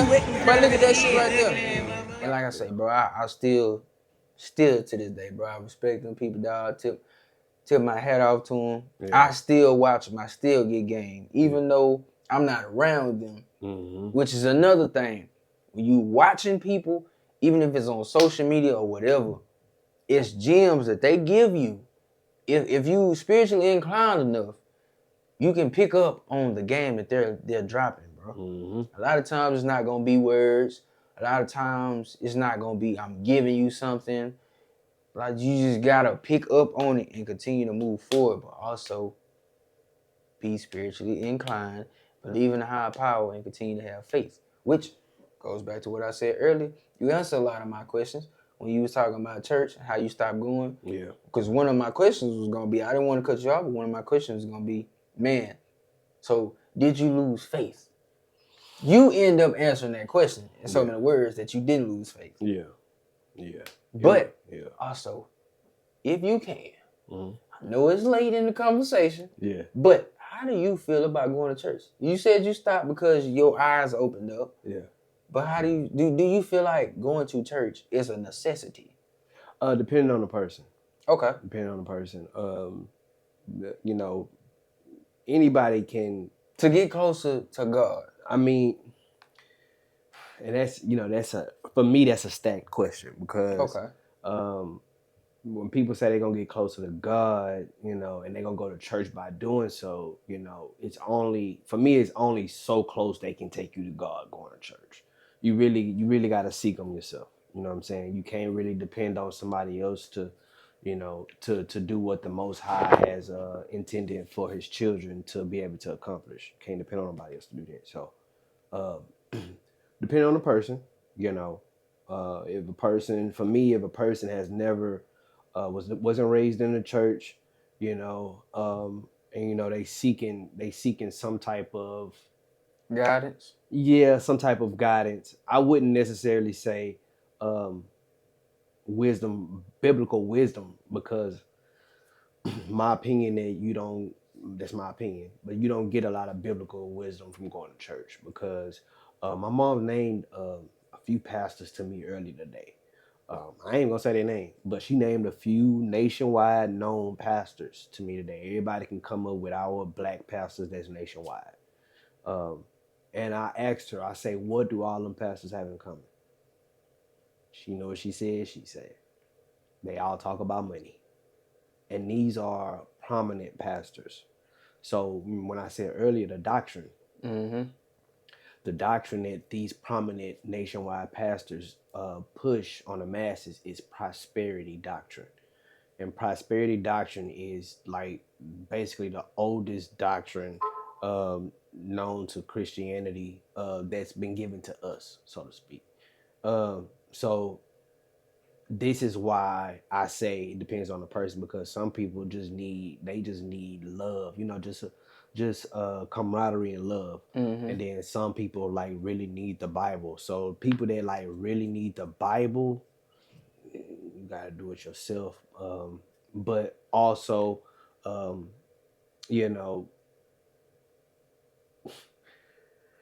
dealing with what I believe in, as a culture, as a community, we kind of all come together. We do have differences in doctrine. We do have differences in certain things that we believe in. But for the most part, we all believe the same thing. And it's just one of those things, man, where, like I said, when you go to church for the amount of time that I went to church, you go through the things that I went through while I was going to the church, and you don't come out with what you figured, the Most High was going to give you. Then you start looking at everything different. Like, okay, what the hell am I doing? You know what I'm saying? I'm giving up money and giving up time, and mama told me, I go to church, I'm gonna get the blessing and this, that, and the third, and I'm gonna stop right there, because I said get the blessing. So many, and this is why I say it depends on the person, because so many of our people, we try to go to church to get the blessing, right? So the last time I went to church was earlier this year. Try to keep this short. That's not in the Bible. Nowhere in the Bible did Jesus tell any of those people to hold on. Moses didn't tell nobody to hold on. Nobody told nobody to hold on. What was being conveyed to the people of the Bible was that you have to do these things that the Most High intended for you to do, and it's a rule book to it. So at the end of the day, depends on the person to answer your question. And for me, no, I don't really, have a desire to go to church. Now, a desire to continue to learn about my heritage, my culture, my people. I fire for that. So, you know what I'm saying? I got a huge fire for that. And that's what's most important because, like I said, you can go to church all day and listen to that man tell you what he tell you. But until you sit down and get in that book yourself, you won't really get the full effect and the full power that book holds because that book was written by us and for us. It's kind of like that FUBU thing. Like, Ooh, boy, you took the words out of my mouth. Yeah, it's kind of like that. So when you have that understanding, remember earlier I told you got some lenses people still see. Some people still got them same lenses on, bro. I took them lenses off. Everybody in the church, they look through one set of lenses. I threw them damn lenses out the door. I got on some new lenses now. So whenever I talk and I'm speaking about the Bible, it's like, where did he even get this from? So at the end of the day, bro, I wanted more from the Most High. I knew that it was something that I didn't understand, and the reason why, maybe things didn't go through, or maybe the Most High just didn't want me and my cousin to have that opportunity in that moment because we wasn't ready mentally. And I can honestly say we was not ready mentally. We would have done probably everything all the other 18-year-olds done if they got a bunch of money. Fuck it up. You know what I'm saying? That's definitely a possibility. So with that being said, I kind of got. I hear him laughing right now. Yeah, we would have met. I don't know how late it would have got before we realized like don't fuck this up, but we would have went through a moment where we would have been fucking up, bro. Like I just know it because I can go back and check in with our mentality at that time. So yeah, bro. Yeah, we would have been. Yeah, but maybe the Most High just didn't want us to do nothing in that moment because we were already fixated on. We had a big heavy dose of prosperity preaching that we had grew up in going to the church, so we just knew, oh yeah, this prosperity, this is what it is, and the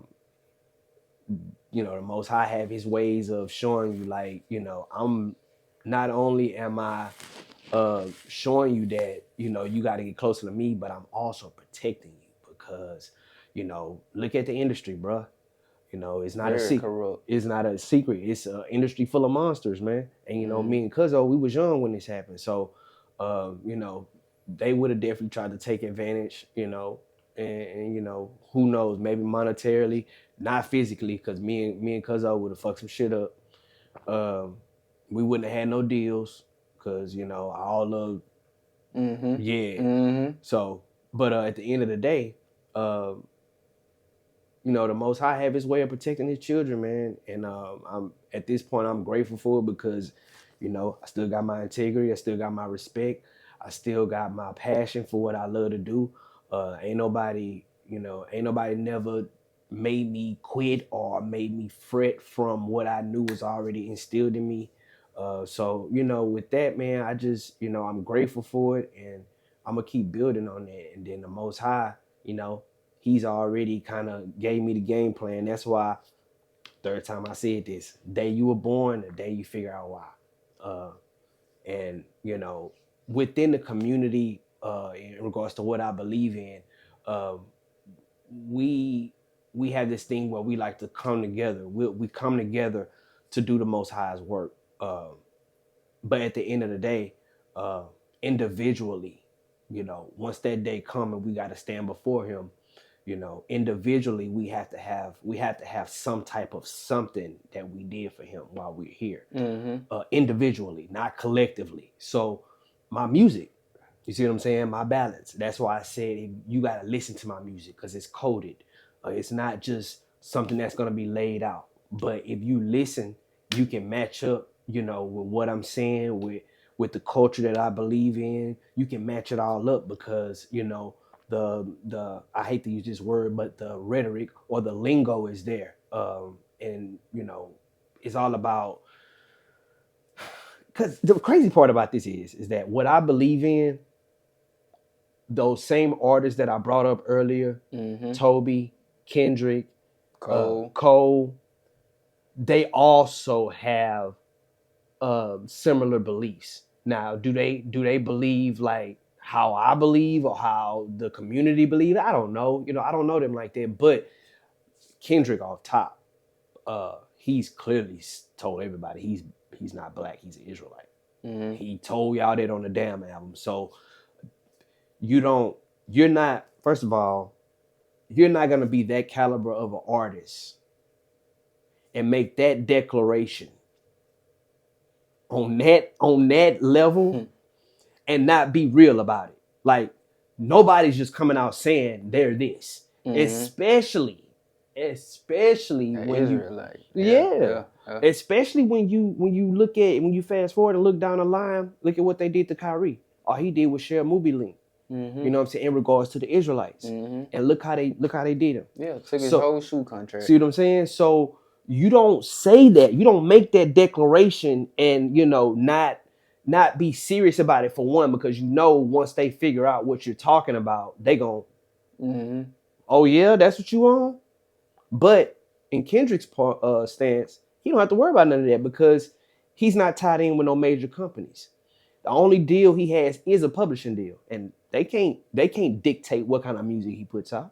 A major, like a record label, they could, but he's not signed to a record label. So I know everybody in Anchor's home. This is my hood. Plus I know all of you. I got all the clients we need. All I need was this work. It's going down. All this shit gonna be gone. So look, Mill Jail gonna be coming through here on the regular. yeah, exactly. Well, no. PG Lang is Kendrick's label. TDE is Punch's label. Okay. Yeah. Okay. So Kendrick just started his own label like maybe a year or two, something like that ago. I don't know, but I know it's fresh. And you know, he's not on TDE no more. So, but that's the thing, bro. Once you make that type of declaration, man, and you know, like it's a lot of artists. Toby's one of them. He also, I heard him say a few lines about, you know, the Most High or whatnot, and I think his wife is the one that really kind of laced him up on that. Now, I'm gonna slide this in there, because if you ask, I mean, not all Nigerians. I don't know how to say this. I may be wrong when I say this, but I don't believe all Nigerians are Israelites. Some of them may be Israelites, but I don't think all of them are Israelites.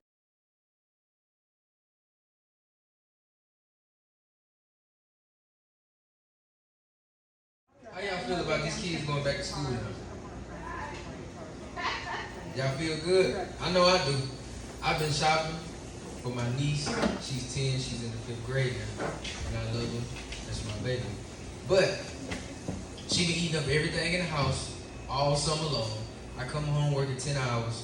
She ate up all the pieces, all the snacks, all the granola bars, cereal, everything. That's still my baby. And she's even funny. Sometimes I call her who didn't have. So, but that's a whole different story. You know, that's a whole different conversation. But for the most part, man, that's what I believe in. I believe that we are the Israelites. I believe we are the people of the Bible. I also believe that's why we've been treated so bad over the past 500 years, 600 years, because if you knew, well, no, I ain't gonna say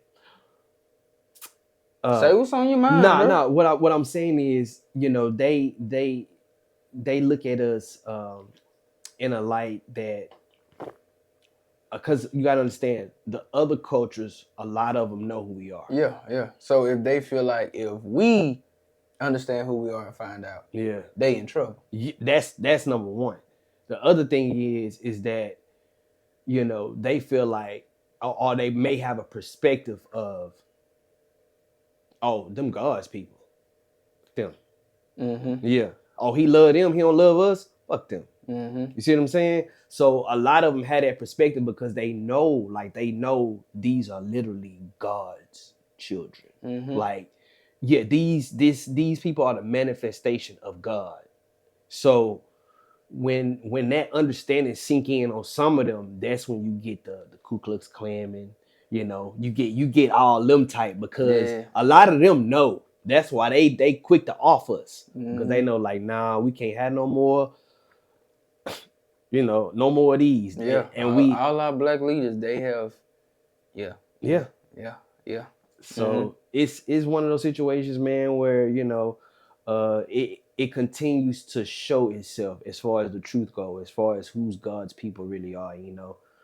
Um, not to knock any other culture or any other people that kind of obtained our way of life and sort of turned it into a religion. Not to throw dirt on them, but at the end of the day, you know, we're learning who the imposters are. So,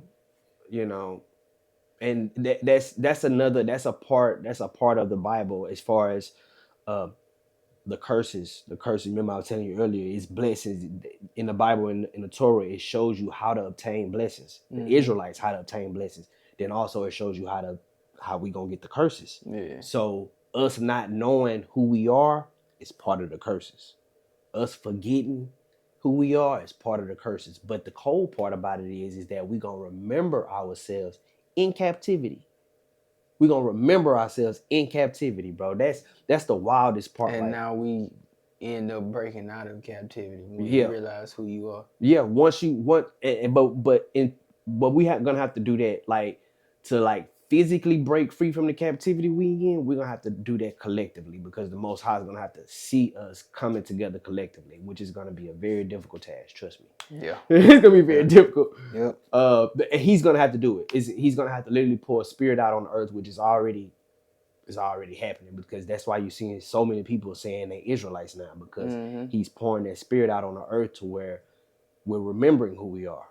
We're seeing things in this life, and it's like, wait a minute, that happened in the Bible, but why is that associated with us? Man. You gotta understand, everybody that's walking on this earth right now have a connection to the Bible. Every single person. Now, it might not be too good. It might not be a good thing. Your connection with the Bible, the other people's connection with the Bible might not be good. A lot of times it's not. So, I mean, can I just ask a question about that, though? Yeah. So, the LGBT, Yeah, them alphabets. yeah, Mhm. Alphabet Committee, Mm-hmm. they in there too? Now, scenario-wise, yeah, but do you want to know what happened to them? I mean, I know God didn't approve of that. No. That I do know. Not at all. It's not in there. So, okay, now I'm curious, because I'm a curious person. Yeah. What happened? Oh, he destroyed them. Completely destroyed them. So you got the story of Lot. Lot was visited by two angels. Lot took the two angels in his house. The two angels sat in his house for a little while, and then after a while, Lot's house was surrounded by men. They banged on Lot's door. They told Lot, those two men inside, let us come inside so we may know them. That know them, if you look it up in the Greek, that means sex. When you look it up in the Bible, when a man says, I have never known that woman, that means he's never had sex with that woman. So when they said, let us in to know those men, they was trying to have sex with angels. That's weird. Yeah. So that's where like the first instance of homosexuality happened at, and then not too much longer after that, another angel, the angel, I believe it's the angel of death, appeared and told Lot to leave because it's about to go down. And that's where you get the story of Sodom and Gomorrah. Sodom and Gomorrah was destroyed, completely destroyed, because it was running rampant with homosexuals. So, when you hear somebody say, man, it's so crazy how the Bible, I just said it, how the Bible, something happened now, and you can connect it to the Bible. Mm-hmm. So now you hear people say, oh, he's a sodomite. Sodom and Gomorrah, sodomite, homosexuals. So it's like, you can't get past the Bible. You can't get past it. You can't get past it, bro. I'm telling you, like, I've tried. You can't get past it. It's literally, man, when I say you can't get past it, I mean the truth. You can't get past the truth of the Bible. You know, a lot of people ask me a lot of different questions. Why God loves everybody? Fortunately, he doesn't. I mean, but that goes back, and I'm not about to sit here and act like I'm deep off into the Bible. Mm-hmm. But from what I do know is, how could he fully love you or love you at all if the first two people he had on here was Adam and Eve? But what I do question a lot about the history of this is, so if Adam and Eve, beyond the forbidden fruit, beyond that, they had offspring, right? Yeah. When that Cain and Abel? I believe so. My question that my thing that I question a lot is, how did all these other races come about, or how did we continue to create women if they had Cain and Abel? Of course, one killed the other, but so would you reproduce with Eve, or like?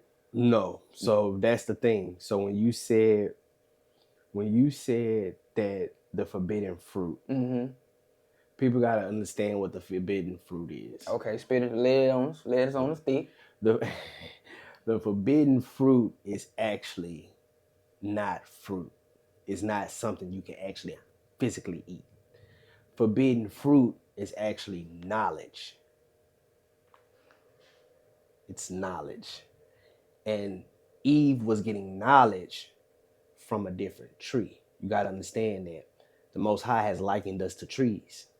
Cedar trees, some of the biggest trees. He's likened us to trees. That's where we get our oxygen from too. Yeah, but we're actually physically trees. So because we with the dirt. Yeah. Yeah. So Eve, when Eve was in the garden, and they said she was talking to what? Well, serpent. Yeah, but he's also likened us to animals. So because it said she was talking to a snake or a serpent does not mean she was talking to an actual physical snake. She was actually talking to another person, because it wasn't just Adam and Eve on earth. It was more people on earth. Yeah. So, yeah, it wasn't just Adam and Eve, bro. This is new to me. Yeah, it wasn't just Adam and Eve on earth.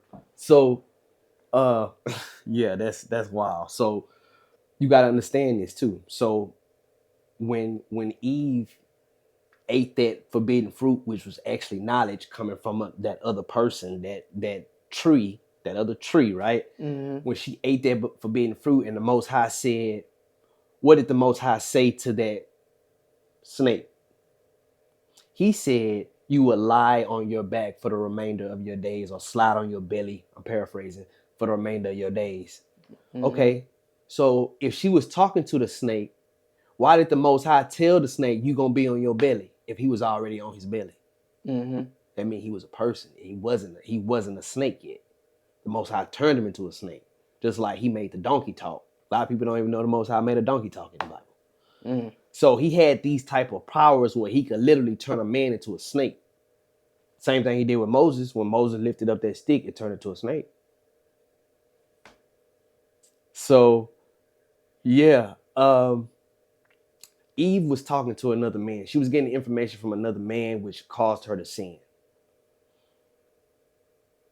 So who exactly was this other man?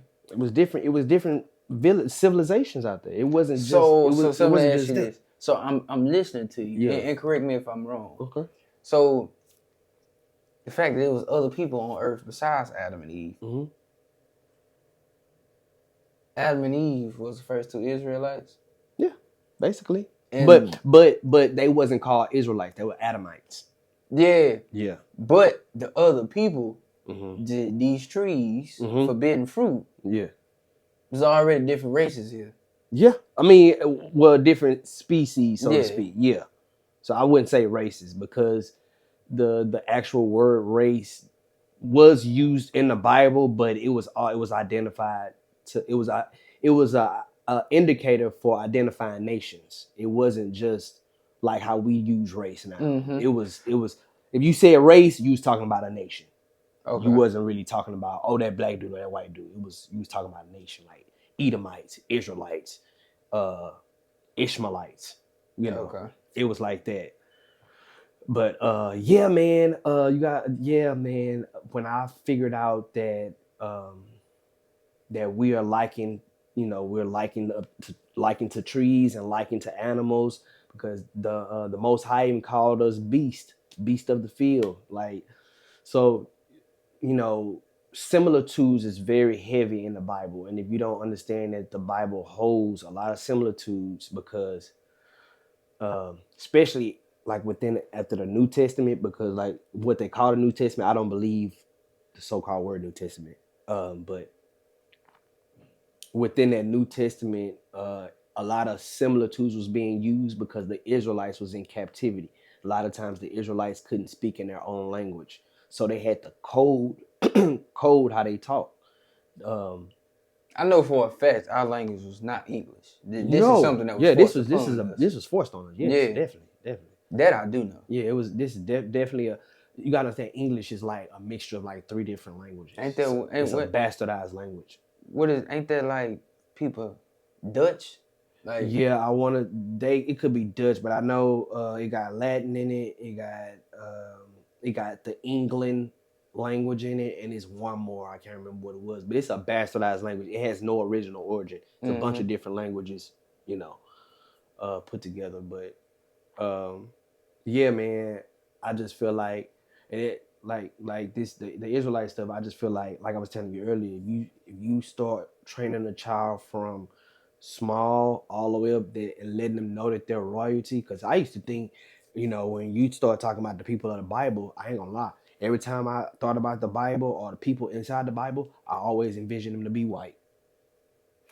Jesus and Santa Claus and all that too. Yeah. I envision them to be white. Because the pictures and all that, they play with your mind. See that, and that They messes actually black. Yeah. Well, not black, because black is a color. It's not well, yeah. But like you said, in the Bible, Yeah. if anybody have a little bit of knowledge about the Bible in a specific part, it says that he had bronze feet and his hair was like wool. Who got that? Who walking on earth with that? Yeah, ain't no white folk walking around like that. So that goes to show they get lice. So how they gonna come on now? Exactly. Come on now. Yeah, man. I just that part of this life is like the highlight for me, because it's like, even though I'm not no millionaire, I ain't no big celebrity nationwide whoop de whoop, I know when this life is over, according to the Bible, yeah, we gonna be on top. So that's what I'm resting in. I'm resting in the fact that when this thing is all over with and done with, we gonna rule. You know what I'm saying? So I see why you in pop jail so well. I see it. Yeah, I see it. Yeah, man. It's the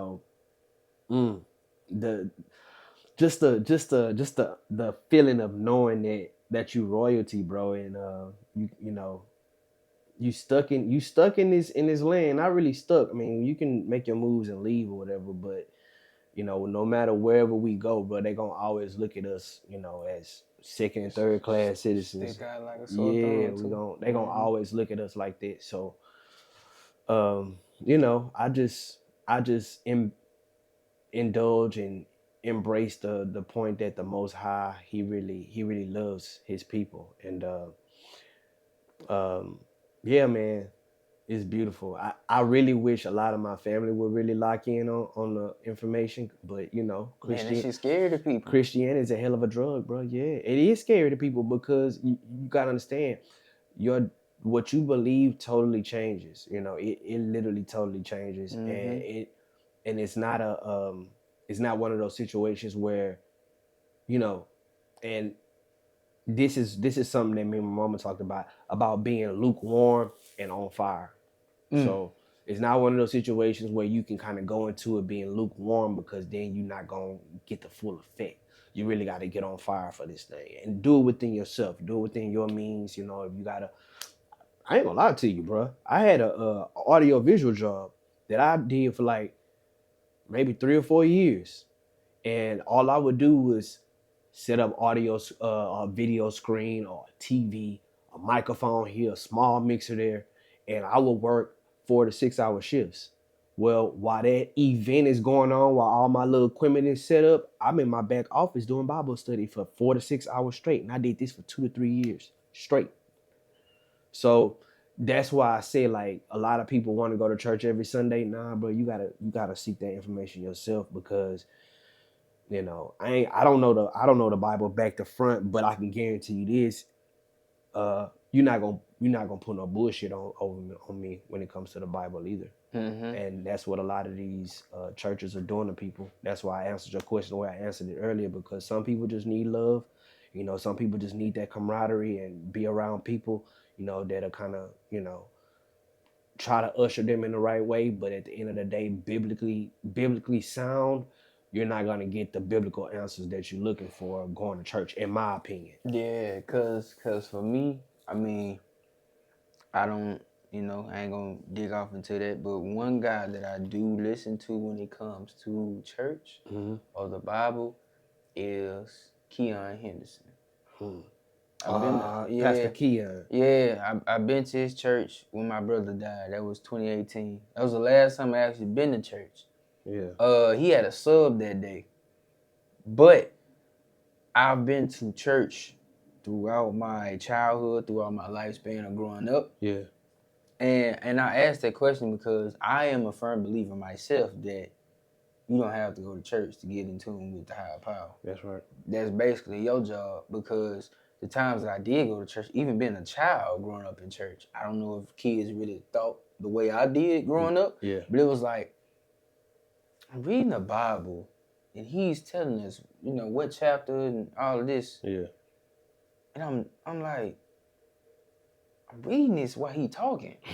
I'm not getting the same understanding he getting. Yep. Or what he's telling us, it don't make sense. So when I look around and I see everybody, hallelujah, I'm like, is it because I'm too young or? Yeah. I mean, and at that point, I think at one point we were all like kind of too young to understand what was going on. But a lot of times, what was going on was Pastor was telling them to hold on and your blessing is on the way. You know, it was a bunch of that. Fighting. Yeah, it's a bunch of that going on. Instead of just reading me the Bible and telling me what God said so I can get my blessing. Tell me what God told me to do, man. I don't want to know what you want to do. To simplify it, correct me if I'm wrong. Yeah. But to simplify is more of they're teaching you procrastination rather than solutions. Ooh, heavy. Very heavy. Because I know when that pot come around, I'm seeing 10s, 20s, a little 50s and 100s there. Yeah. A lot of ones. Yeah. But then at the end of it, we come back. Now all of a sudden you talking about you need some more money because you want to open up a new church. Where was all this money right here going? I mean, I know you got a light bill in here, but what was you doing with all this money? Then that's when, as I started getting older, it was Pastor got a Bentley and a Rolls Royce outside.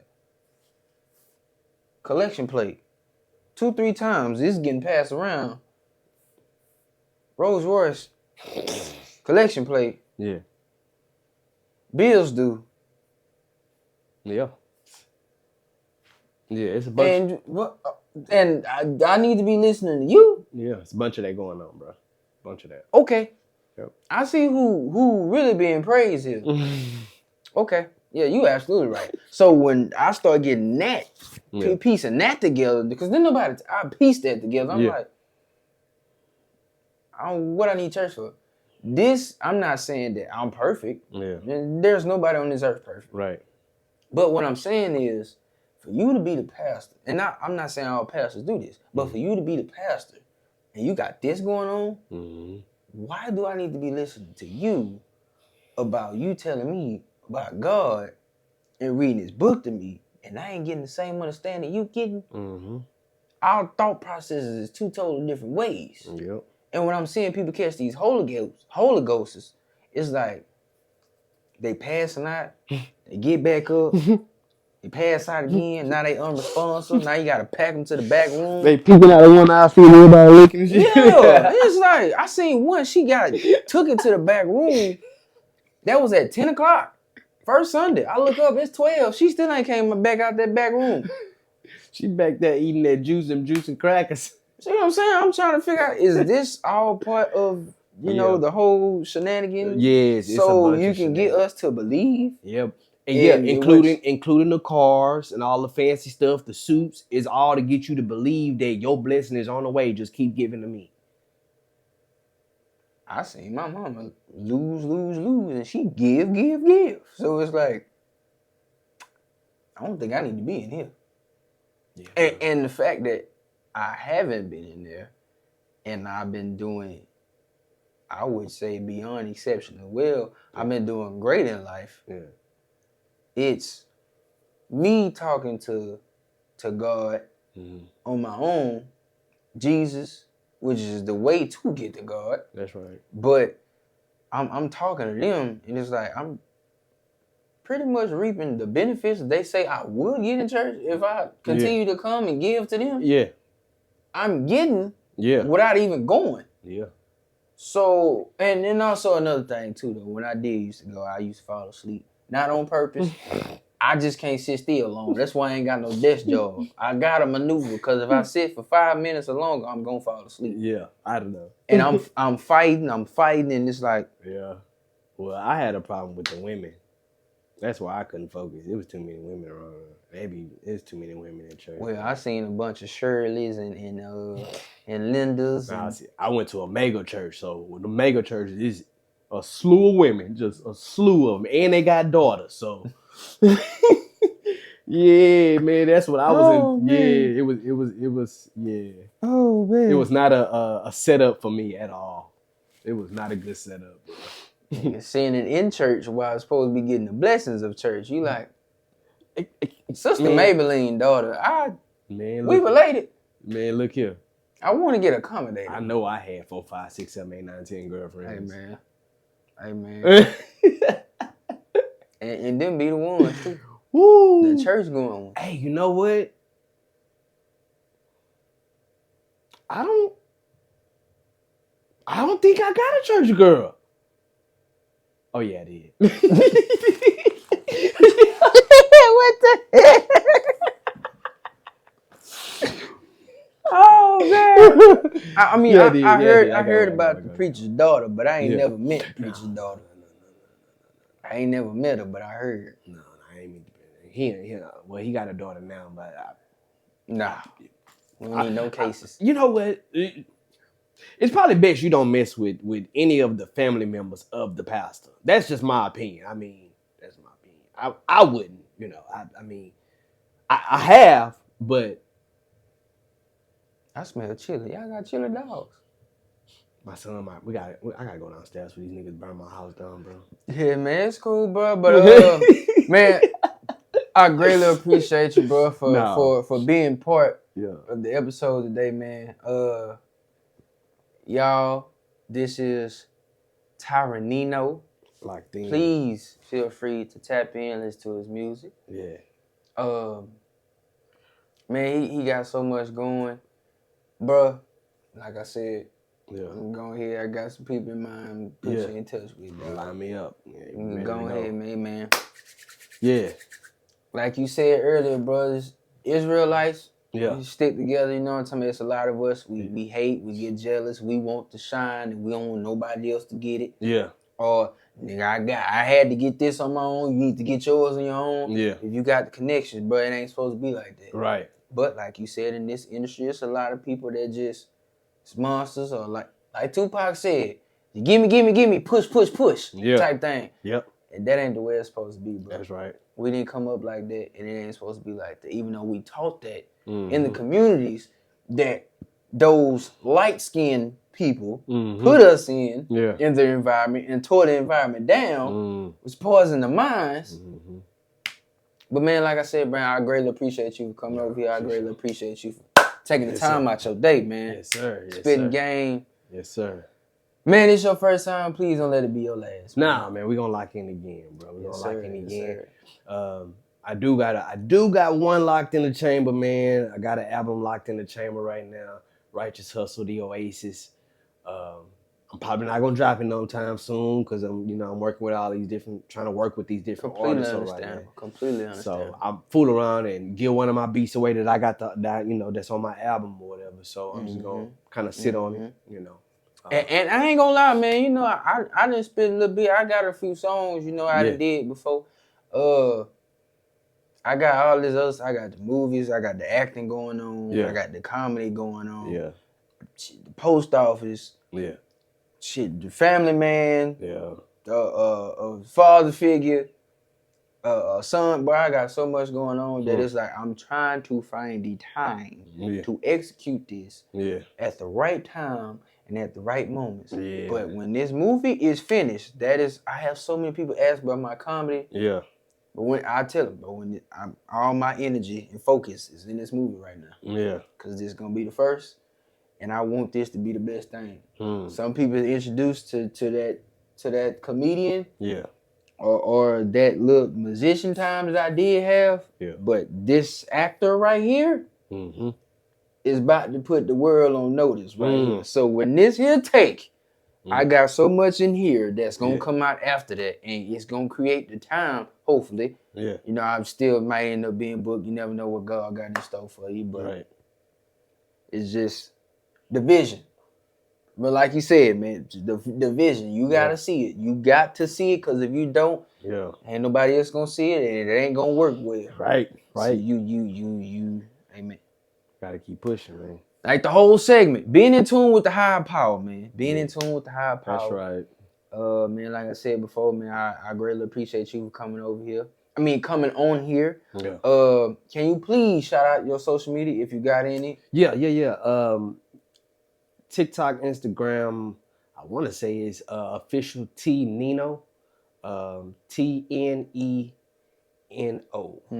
official Tyreneno. That's Instagram and TikTok. You can find me on Spotify, Apple Music, Tyreneno. That's Tyreneno.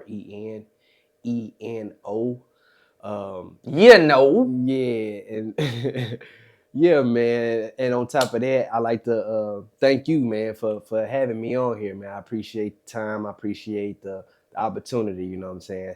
It ain't no big U's or little I's. Ain't none of that. So we locked in forever. You know what I'm saying? I almost shed a tear a little bit because I ain't never had nobody come on here and tell me that. Yeah.